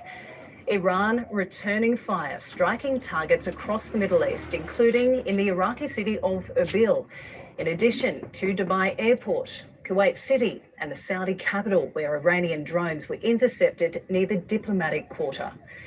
In Lebanon, Israeli strikes hit an apartment in central Beirut and Nabi Chit in the east. Let's go now to our international correspondent, Ben Lewis, who's joining us from Tel Aviv tonight. Good evening, Ben. It's abundantly clear that Donald Trump believes this is a war that he's winning and seems in no rush to end it. Thank you, Steph. Thank you very much. Good evening. His tone has hardened even further over the last 24 hours. He now says negotiations would be pointless because any potential new leaders in Iran will soon be killed anyway. His comments coming as we see these apocalyptic scenes out of the Iranian capital, which signal that a new phase of this conflict is very much underway. Witnesses say it was like night turned to day as fire billowed from oil depots and lit up the sky of the Iranian capital. Israel bombing several energy complexes across Tehran, saying they served the military. Boulevards lined with flames from the oil spilling out. An airport struck too. The Israeli military says it was used to transport weapons and cash to militant groups Iran supports across the Middle East. It was the country's oldest in operation, with domestic flights connecting the capital to the provinces, which were also pounded on Saturday. Air bases, army barracks, and a desalination plant, according to Iran. The war entering its second week and a new phase, with what appears to be the first time Iran's civilian infrastructure has been targeted. יש לנו תוכנית סדורה עם הרבה הפתעות. לערער את המשטר, לאפשר שינוי. יש לנו עוד הרבה מטרות, ולא אפרט אותן כאן. Israel's opposition leader says all of Iran's energy industry must be destroyed to cripple its economy. The US president promised, today Iran will be hit very hard, under serious consideration for complete destruction and certain death because of Iran's bad behaviour. Are areas and groups of people that were not considered for targeting up until this moment in time. Donald Trump wearing his merchandise during the ritual dignified transfer of remains for the first 6 US soldiers killed in the war, later saying he expects more US troops to die, suggesting he could send ground troops to Iran to secure the country's enriched uranium, and insisting he's not looking to negotiate. We decimated their whole evil empire. It'll continue, I'm sure, for a little while. Iran's president defying US demands to unconditionally surrender.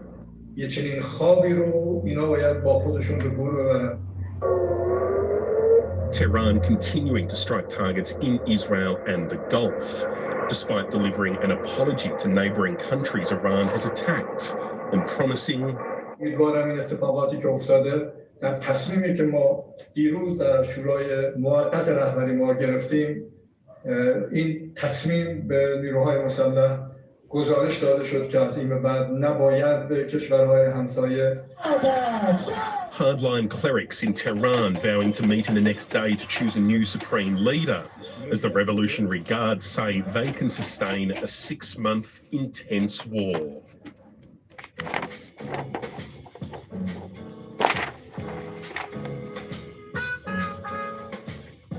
I remember those days in my favorite place. I remember those days. Revolutionary Guard say they can sustain a 6-month intense war.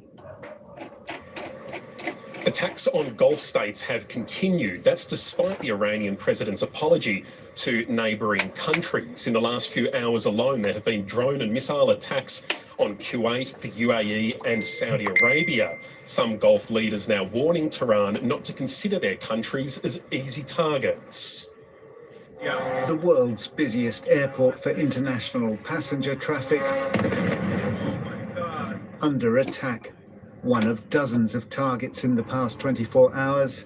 And as night fell, a skyscraper in the Swiss Marina area, a haven for expats, was on fire, hit by debris during a drone and missile attack. We've heard booms and interceptions through the week, but this has been definitely the most prominent one. The windows shook, and we're just trying to work out what's going on.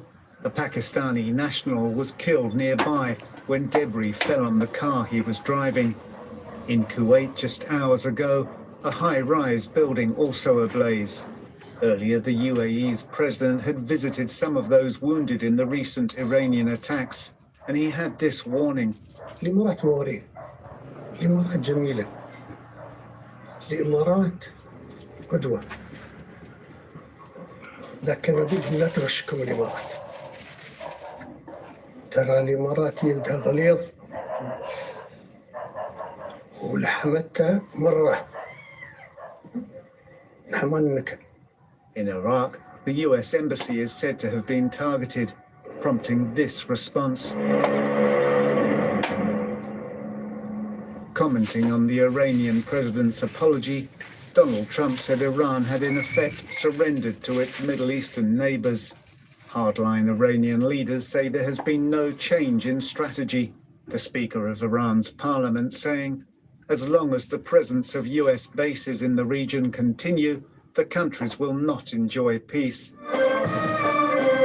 The Emir of Qatar says his country will not hesitate to defend itself, while the Reuters news agency says Saudi Arabia has told Tehran that continued attacks could force it to respond, including allowing US forces to use their bases there for military operations. The head of Iran's National Security Council dismissed talk of divisions in Iran's leadership, and referring to President Trump,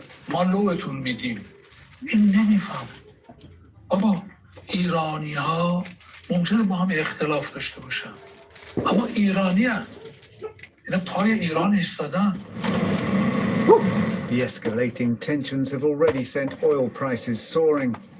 At the same time, international oil companies are evacuating expat staff after attacks on offices and oil infrastructure, leaving behind an ever more volatile region.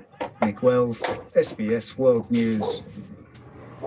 Israel has warned the Lebanese government it will pay a very heavy price if it fails to rein in the activities of Iran-backed Hezbollah on its territory. The IDF has been conducting airstrikes across Lebanon and an airborne raid in the east of the country. Such was the force of the Israeli air and ground assault in the eastern town of Nabashit. Vehicles were hurled into buildings, a blast wave ripping through the Hezbollah stronghold.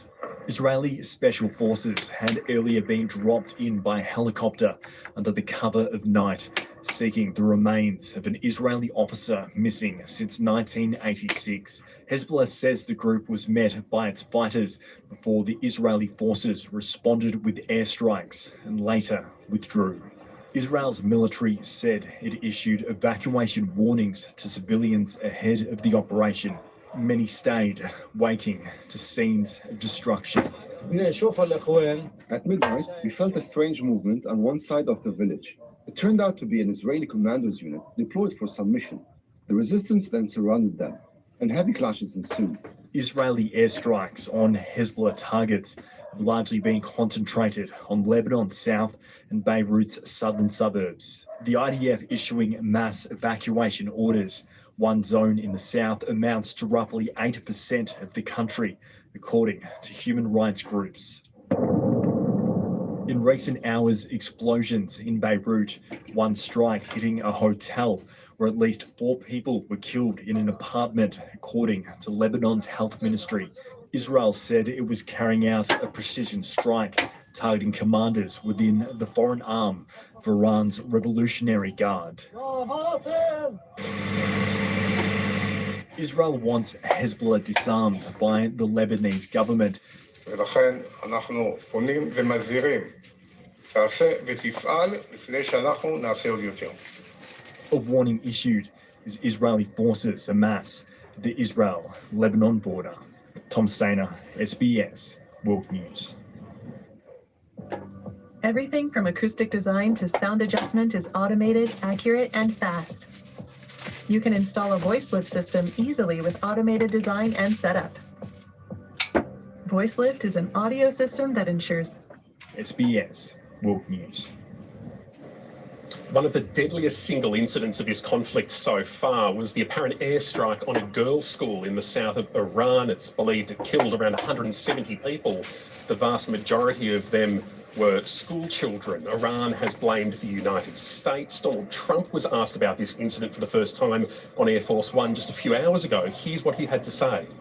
Did the United States bomb a girls' elementary school in southern Iran in the first day of the war and kill 170? No, in my opinion, and based on what I've seen, that was done by Iran. Is that true, Mr. Nixon? It was Iran who did that? We're certainly investigating.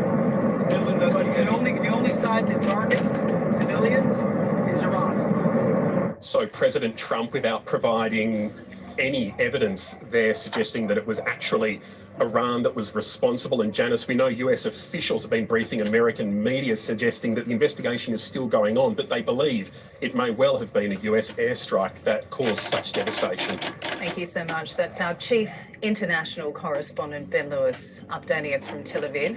Well, rallies have taken place around the world protesting the expanding war in the Middle East. In Washington, D.C., people gathered near the Capitol building calling for the world to recognise Iranians' right to decide their own future.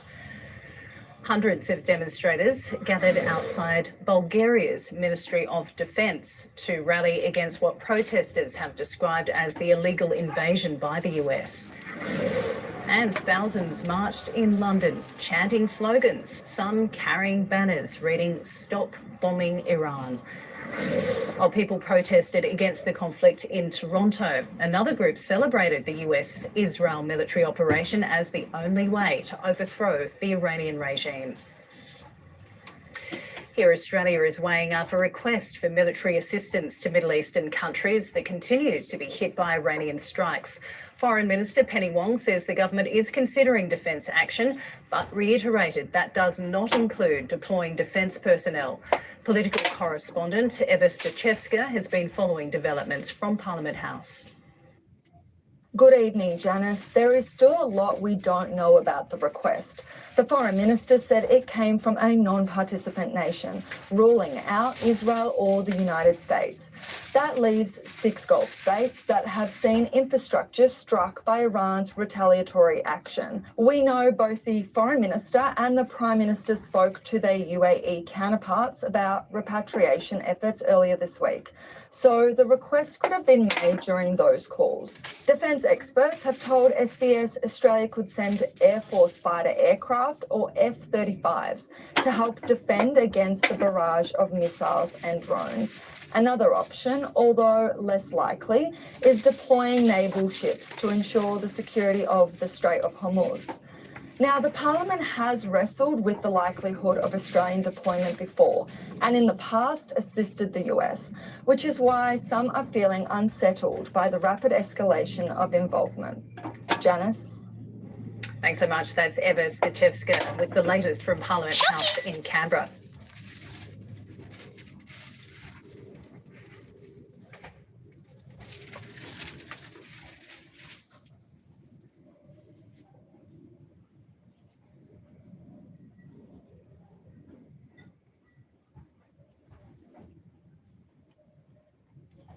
Hello, you're watching TDP World News. I'm Jonasz Lewiński. As the conflict in the Middle East enters its second week, Israel launched a new wave of strikes overnight, including on Tehran's Shahran refinery and another in the heart of the Lebanese capital, Beirut. According to local media sources, Israel hit fuel depots in the Iranian capital, with eyewitness footage showing a massive blaze burning and fumes. Man, kita mo bang nakikita ko? Ano ba nung gusto mga alaga natin? May iba pa akong nakikita. Oh!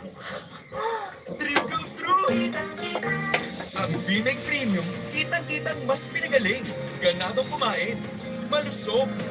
And fumes rising into the night sky. The night also marked Israel's wave of attacks against targets in the Lebanese capital of Beirut. Lebanon got dragged into the current Middle East conflict by Hezbollah firing rockets at Israeli territory, which prompted the Israeli response. At the same time, Tehran has continued to retaliate against countries in the region. A government building in Kuwait reportedly caught fire, and an Iranian drone hit a high-rise building in Dubai. Details are emerging concerning Washington's plans for a potential transfer of power in Tehran. When asked about his wish to be involved in the election of Iran's new leader, Donald Trump told reporters that the U.S. authorities want to pick a president that's not going to lead their country into a war. You said you want to be involved in the selection of the next leader of Iran. Can you talk to me? Because I don't want to just come back every 10 years, and mostly you'll have presidents, that won't do that because they don't get it. But we don't want to come back every 5 years or every 10 years and do this, so we want to pick a president that's not going to be leading their country into a war. The muted response from the U.S. administration to recent reports of Iranian military receiving Russian intelligence support has raised a few eyebrows among commentators. Retired U.S. Army counterintelligence officer David D'Abato told World News Tonight on Saturday that such information should not be dismissed lightly. I take with a grain of salt, rather, what Pete Hegseth and Donald Trump say.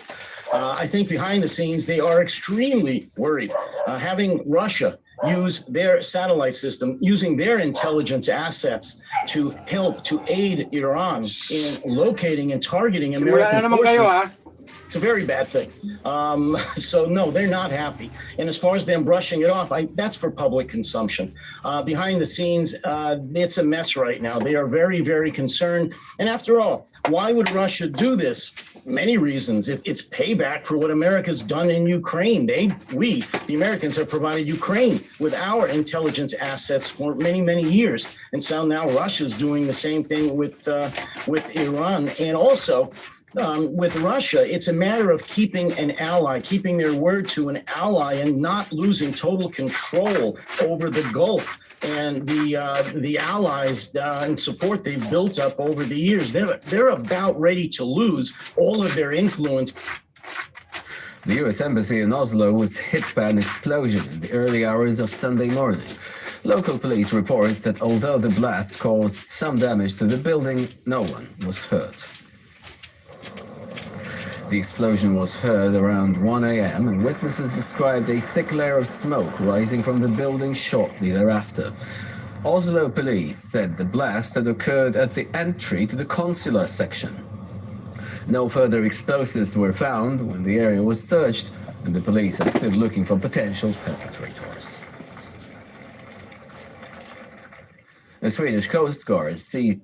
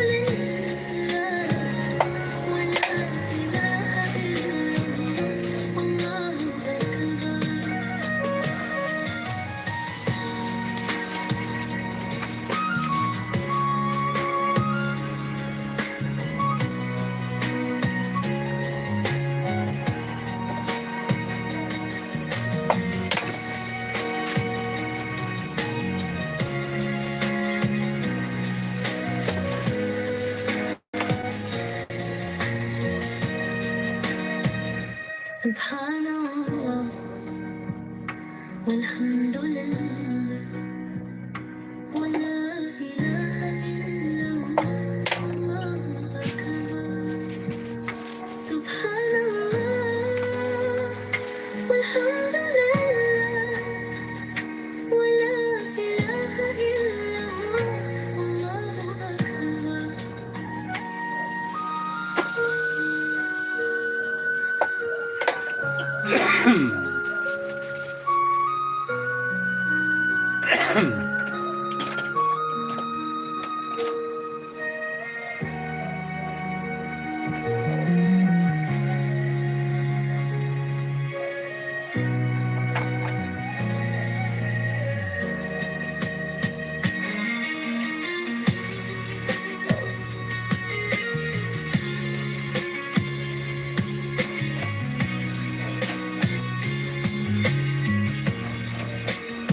الله يا الله الله يا الله الله يا الله الله يا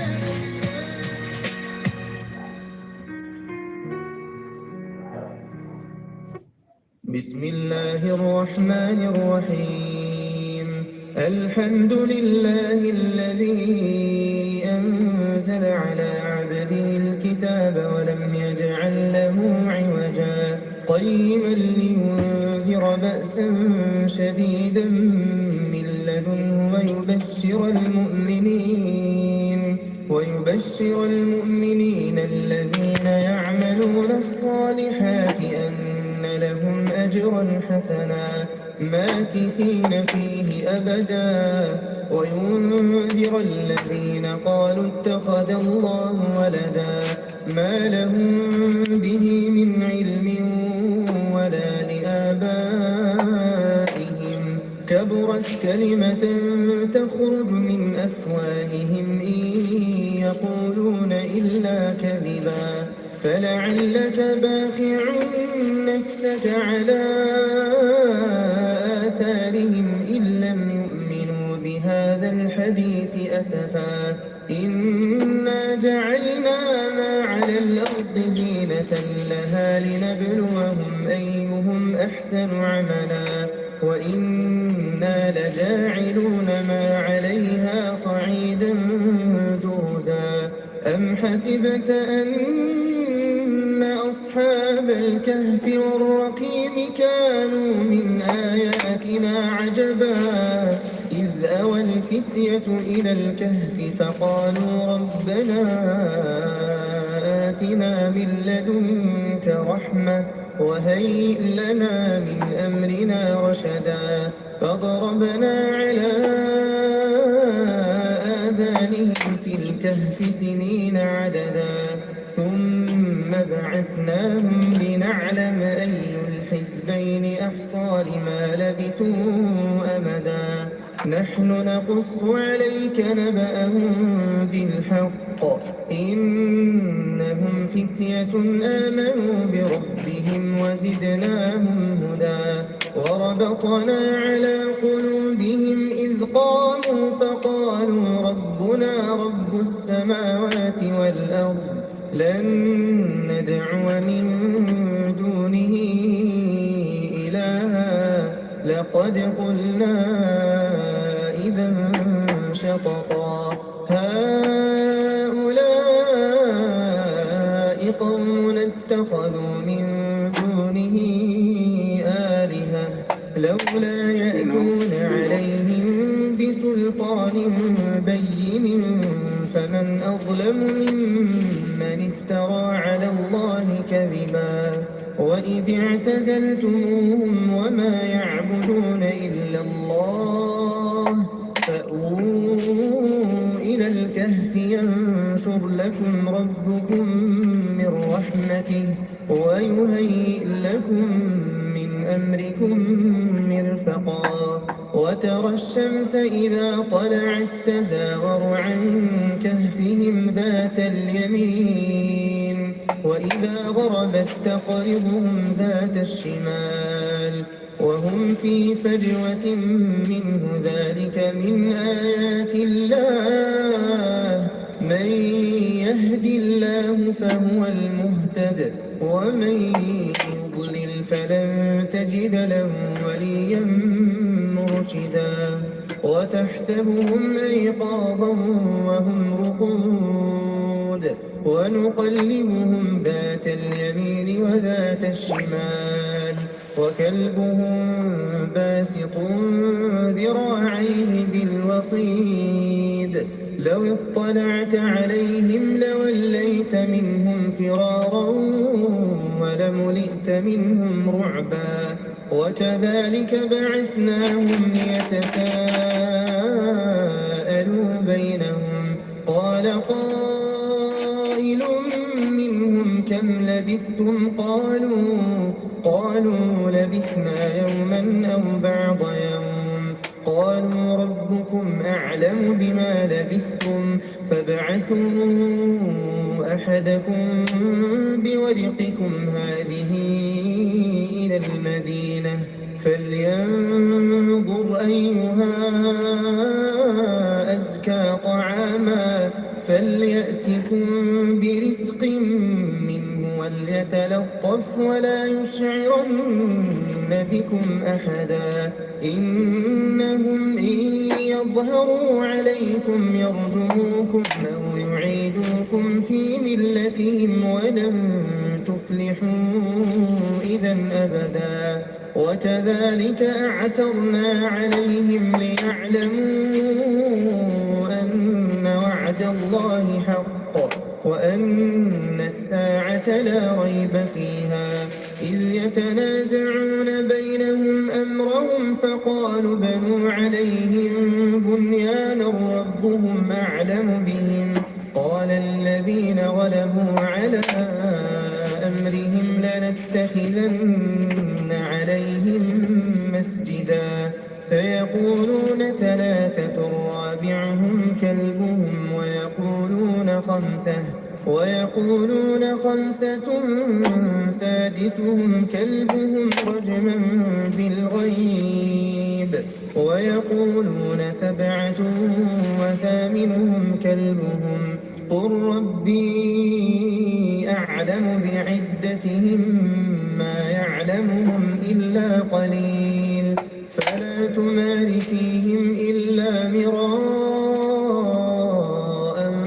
ظاهرا ولا تستفت فيهم منهم أحدا ولا تقولن لشيء إني فاعل ذلك غدا إلا أن يشاء الله واذكر ربك إذا نسيت وقل عسى أن يهديني ربي لأقرب من هذا رشدا ولبثوا في كهفهم 300 سنين وازدادوا 9 قل الله أعلم بما لبثوا له غيب السماوات والأرض أبصر به وأسمع ما لهم من دونه من ولي ولا يشرك في حكمه أحدا واتل ما أوحي إليك من كتاب ربك لا مبدل لكلماته ولن تجد من دونه ملتحدا واصبر نفسك مع الذين يدعون ربهم بالغداة والعشي يريدون وجهه ولا تعد عيناك عنهم تريد زينة الحياة الدنيا ولا تطع من أغفلنا قلبه عن ذكرنا واتبع هواه وكان أمره فرطا وقل الحق من ربكم فمن شاء فليؤمن ومن شاء فليكفر إنا أعتدنا للظالمين نارا Tunay na buhay, shout out sa'yo. Tunay na buhay sa Europa. للظالمين نارا Magandang evening. سرادقها وإن يستغيثوا يغاثوا بماء كالمهل يشوي الوجوه بئس الشراب وساءت مرتفقا إن الذين آمنوا وعملوا الصالحات إنا لا نضيع أجر من أحسن عملا أنت مولانا فانصرنا على القوم الكافرين أمسينا وأمسى الملك لله والحمد لله لا إله إلا الله وحده لا شريك له له الملك وله الحمد وهو على كل شيء قدير رب أسألك خير ما في هذه الليلة وخير ما بعدها وأعوذ بك من شر ما في هذه الليلة وشر ما بعدها رب أعوذ بك من الكسل وسوء الكبر رب أعوذ CDO Homestyle Corned Beef. May juicy sarap at beefy linamnam. Bango. Kaya every له ما في السماوات وما في الأرض من ذا الذي يشفع عنده إلا بإذنه يعلم ما بين أيديهم وما خلفهم ولا يحيطون بشيء من علمه إلا بما شاء وسع كرسيه السماوات والأرض الله أكبر الله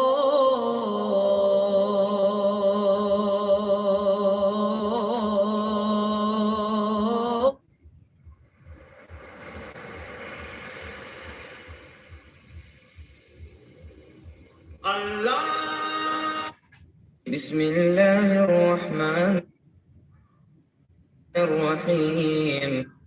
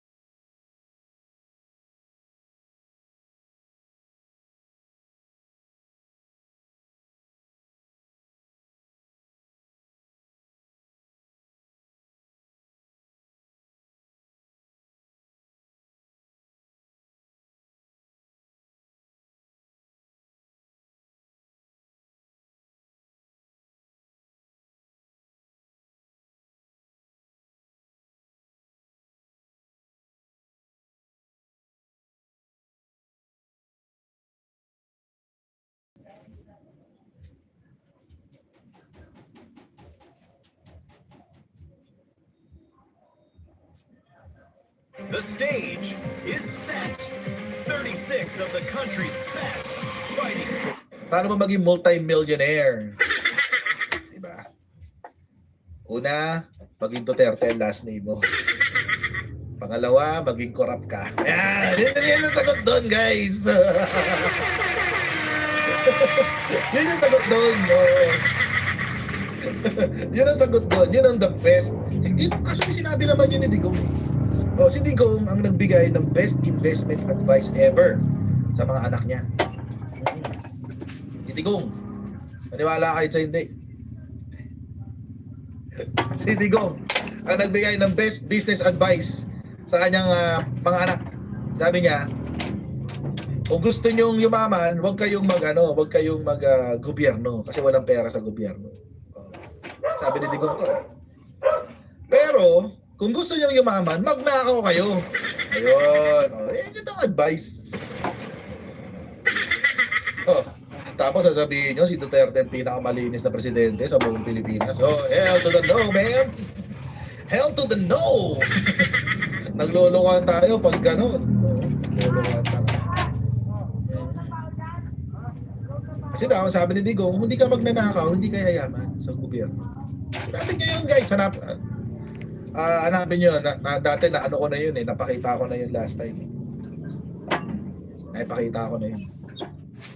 Sinabi niya talaga yun. No joke. No joke. So mukhang isinapuso ng mga anak niya.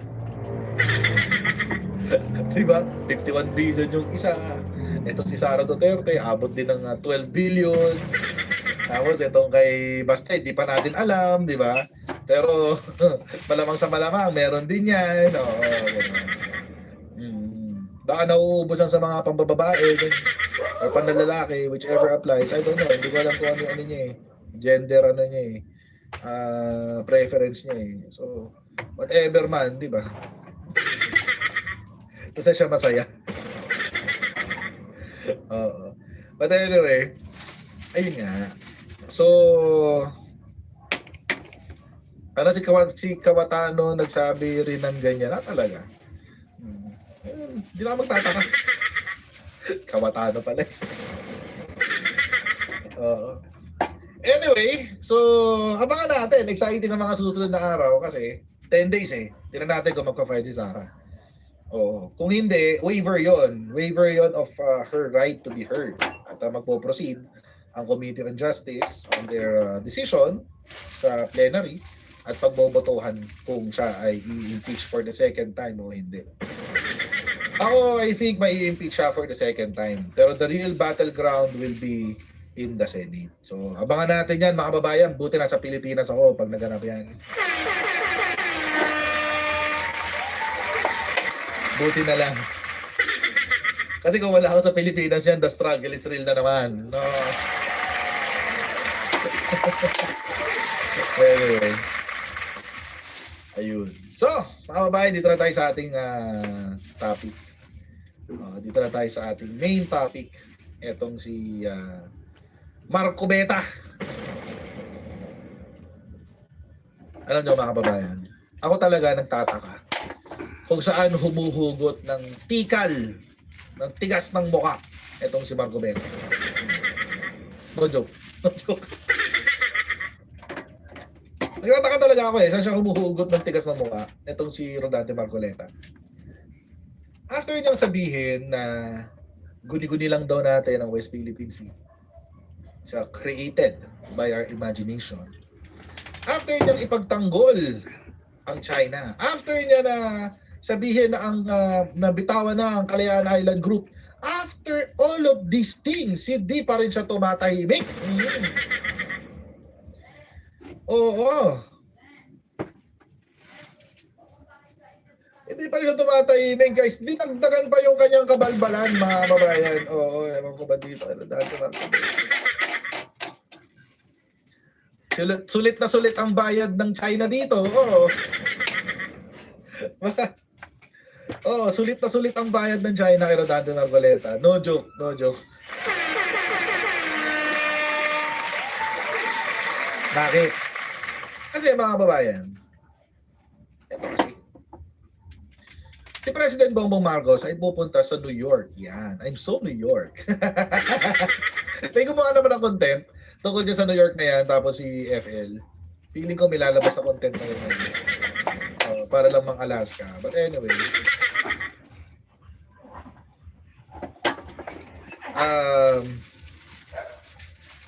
Tawag dito. So si PBBM ay pupunta sa New York para bumisita sa UN, which is the obligation really of any world leader. Kasama talaga yung trabaho nila. Taon-taon talaga na pupunta sila sa UN. At napabalita na si PBBM ay pupunta doon para to address the UNGA or UN General Assembly. At maikipag-usap din daw siya kay Secretary General Antonio Guterres para pag-usapan yung sa Middle East. Pero isa rin to sa mga babayan sa mga ipupunta doon ng ating Pangulo, si President Bongbong Marcos, ay ang tawag doon, ang pakikipag-usap para makakuha ng boto para ang Pilipinas ay maging miyembro ng UN Security Council. Ayun, malaking bagay yun mga kababayan. Tayo ay maging non-permanent member ng UN Security Council. Napakaganda ho nun. Kasi mga kababayan, kapag ikaw ay miyembro ng UN Security Council, ayan, ang trabaho mo, mga kababayan, ay siguruhin ang kapayapaan sa buong mundo. Oo. So isa ka sa mga boboto para sa kung anong gagawin ng UN at ang mga member states para siguruhin ang kapayapaan sa buong mundo. Napakalaking responsibilidad po nito mga kababayan, napakalaking trabaho din po nito. Pero napakalaki ding boost ito para sa Pilipinas. Bakit? Kasi mga kababayan, ang Security Council po kasi, according to their website, takes the lead in determining the existence of a threat to peace or an act of aggression. Ayaw ng China yan. Oo, magagalit ang China sa Pilipinas niyan. Bakit? Kasi ang Security Council ang nagsasabi kung ang isang bansa ba ay umaakto with aggression o ang isang bansa ba ay isang banta sa kapayapaan. Threat to peace. Ganun, mga kababayan, napakalaking po nito. This is a big deal for the Philippines. Oo. Dapat ho tayo ay maipasok dito sa UN Security Council or makapasok man lamang sa UN Security Council. It calls upon the parties to a dispute to settle it by peaceful means and recommends methods of adjustment or terms of settlement. Ibig sabihin, mga kababayan, kapag nakapasok tayo sa UN Security Council, yung mga bansa na sasabihin mga threat to peace or merong mga acts of aggression ay mapupwersa na mag-adjust at gumawa ng terms of settlement. Mapupwersa. Oo. Under Chapter 7 of the UN Charter, the Security Council can take enforcement measures. Ayun, ito yung malilait. Ito yung ayaw ng China, mga babae. The Security Council can take enforcement measures to maintain or restore international peace and security. Such measures range from economic sanctions to international military action. The Council also established UN peacekeeping operations and special political missions. Ayan. Ito na ngayon. Si China at si Russia ay permanent members of the UN Security Council. 5 bansa yan eh. Si China, Russia, US, EU. EU rin ba? Basta 5 bansa yan. Oo. Dito ba yung kasulat dito? Hindi nakasulat dito. Anyway. Ano ba yun? Peacekeeping, peace building.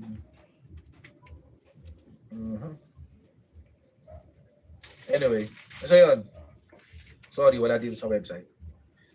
Pero ano yan? Russia, China, US, ayan yan, UK, France. Ayan. So 5 bansa yan. Ngayon, nakakatawa kasi dito, mga kababayan. Pag ang Pilipinas ay naging miyembro ng Security Council, napakalaking nito, boost para sa Pilipinas. This is a big boost for the Philippines. Kaya ang Pilipinas po, pinipilit na maging miyembro tayo ng Security Council. Kahit non-permanent. Pero malaki yung press Ito, pakita ko sa inyo. Ano ba yun? Ito. Sa darating na ika-9 at ika-10 ng Marso. Ay. Napakahalaga po ng biyaheng ito. Ito po ang tamang pagkakataon dahil sa mga nangyayari ngayon sa Middle East. Ang UN ang pinakaangkop na lugar upang manawagan ng ating Pangulo para sa kapayapaan sa Middle East at sa kaligtasan ng lahat ng mga sibilyan, lalo na ng ating mga kababayan. In fact, in 2 meetings, the President will offer a voice from our region, from developing countries, and call for restraint, respect for international law, including the UN Charter and humanitarian law, and for all concerned to return to the negotiating table for peace.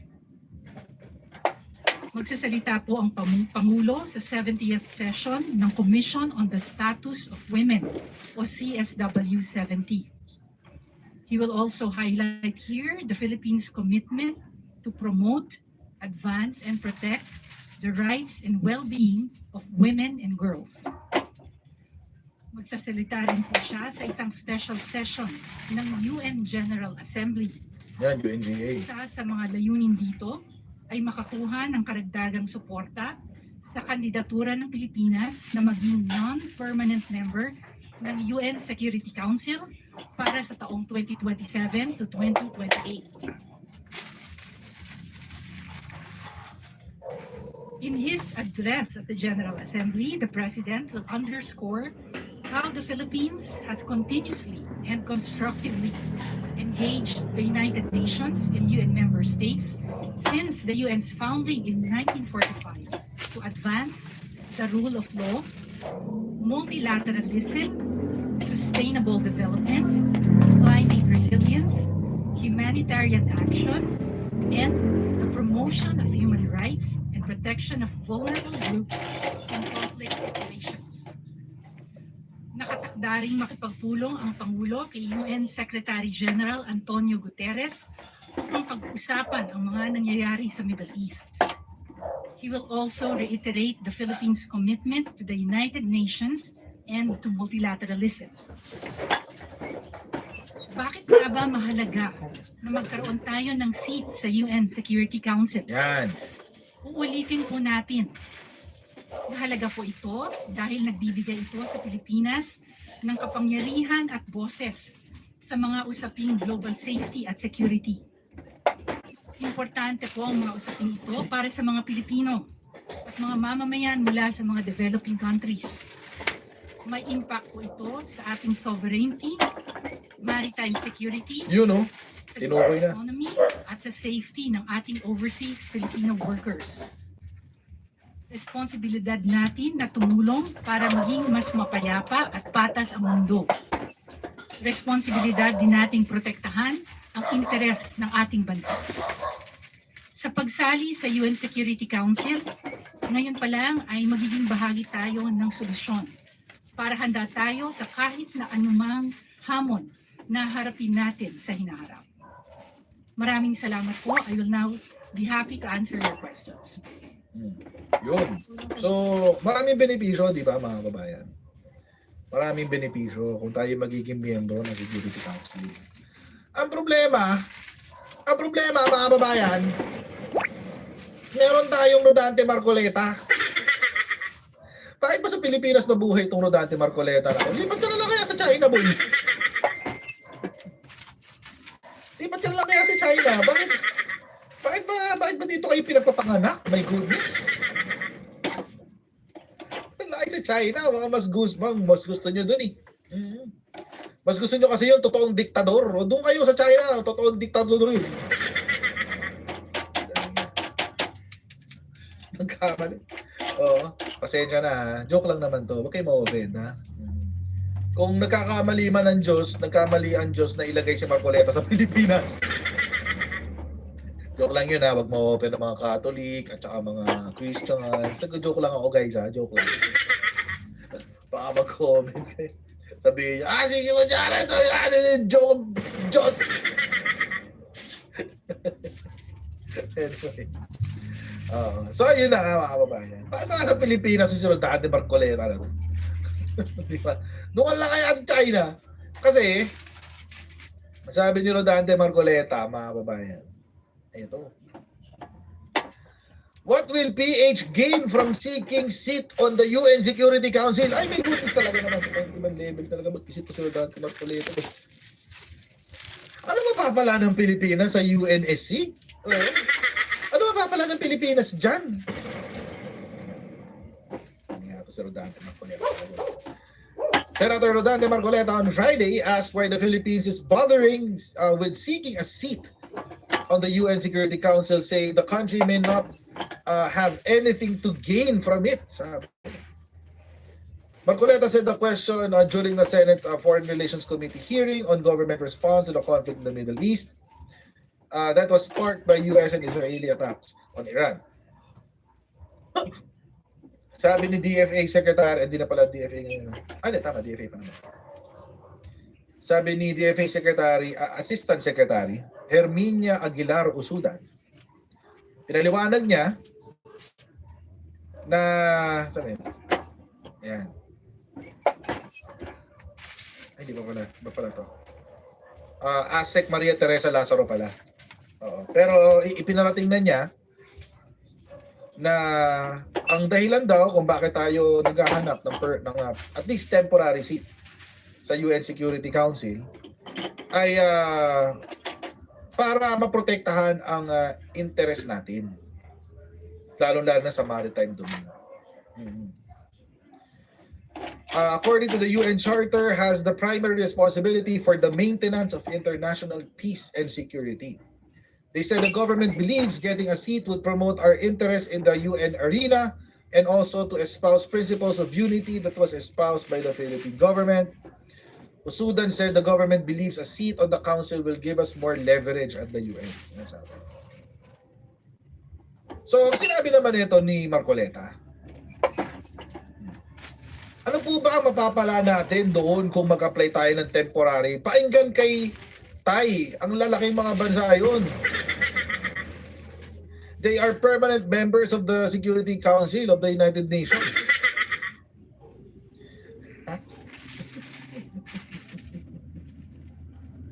Diba? Ang bobo, diba? He cannot even complete the sentence coherently. Hindi niya matapos yung statement niya ng maayos. Ano mapapala natin doon? Kung mag-a-apply tayong temporary, pakikinggan kaya Tay ang lalaking mga bansa yun. Na-imagine ko yung itsura ni Marcoleta, guys. Na-imagine ko yung itsura niya talaga. Lalo-lalo na yung mangot niya na mukhang pag... Ano po bang mapapala natin doon kung mag-a-apply tayo ng temporary? Pakikinggan kaya tayo, ang lalaking mga bansa yun.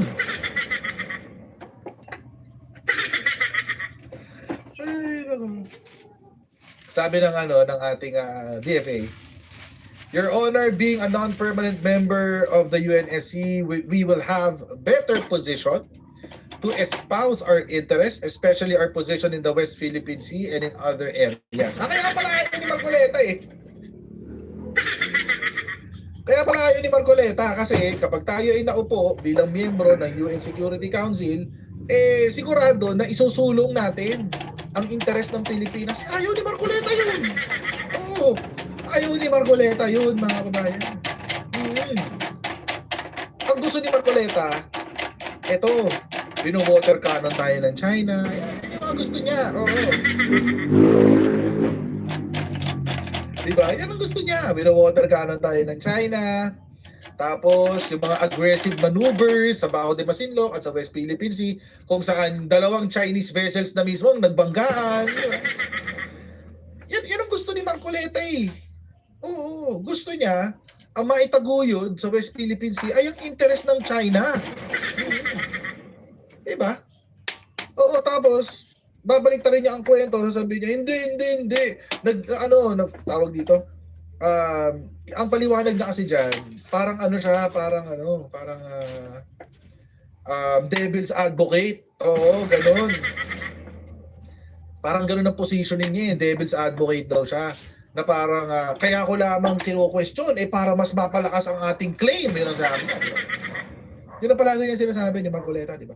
Kaya lang natin kino-question yan, para mas mapalakas natin ang ating claim dyan sa West Philippine Sea. Kaya isuko na natin yung KIG.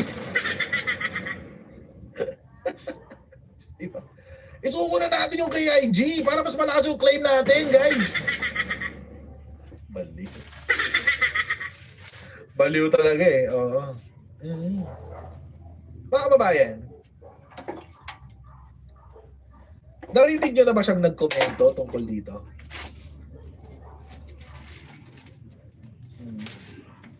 Ito kasi yung pinaka-recent. Narinig nyo na ba siya nagkomento tungkol sa Chinese spies?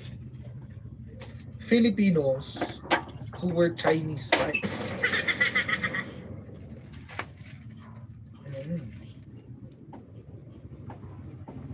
Nag-comment naman siya dyan.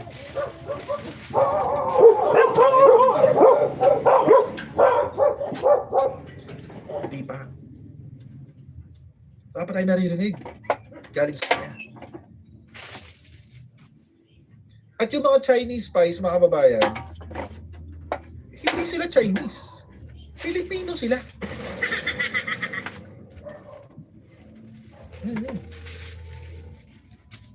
Kung talagang gustong unahin ni Rodante Marcoleta na palakasin ang ating claim sa West Philippine Sea, na patibayin ang ating claim sa West Philippine Sea, bakit hanggang ngayon wala pa rin siyang comment dito? Bakit wala silang resolusyon na nagko-call for an investigation dito sa mga alleged Filipino spies na binabayaran ng China para maisulong ang interes ng China sa Pilipinas? Wala pa tayong naririnig na balita tungkol sa kanya. Wala pa tayong naririnig na na komento na ipagtatanggol ang interes ng Pilipinas. In fact, mga kababayan, ang narinig ko, actually hindi ko narinig, nabasa ko, ay yung komento niya, tinanong siya nung isang dilawan na na vlogger. Ang sabi niya doon sa dilawan na vlogger, dapat daw makipag-usap na raw tayo sa China. Kasi hindi raw natin malalaman kung mapagkakatiwalaan natin ng China kung hindi natin sila kakausapin. Wait lang. Di ba sapat to? Di ba sapat to na ebidensya na hindi mo pagkakatiwalaan ng China? Wino-water cannon, may mga aggressive maneuvers, hinaharang tayo sa ating sariling katubigan. Tapos ngayon may mga espiya na dito mismo sa loob ng ating mga ahensya, sa ating mga security agencies or security departments. Hindi ba sapat na ebidensya yan na para masabi na hindi katiwa-tiwala ang China? Bobo mo naman, Marcoleta.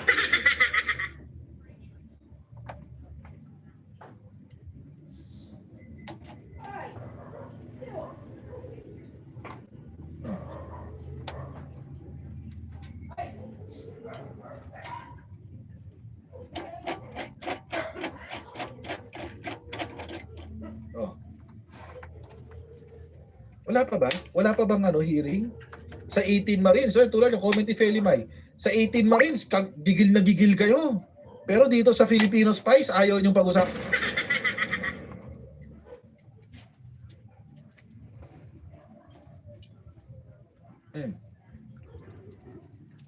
Ito ang sabi, Navy officer refused China spy job offer. Ito, balita to kahapon.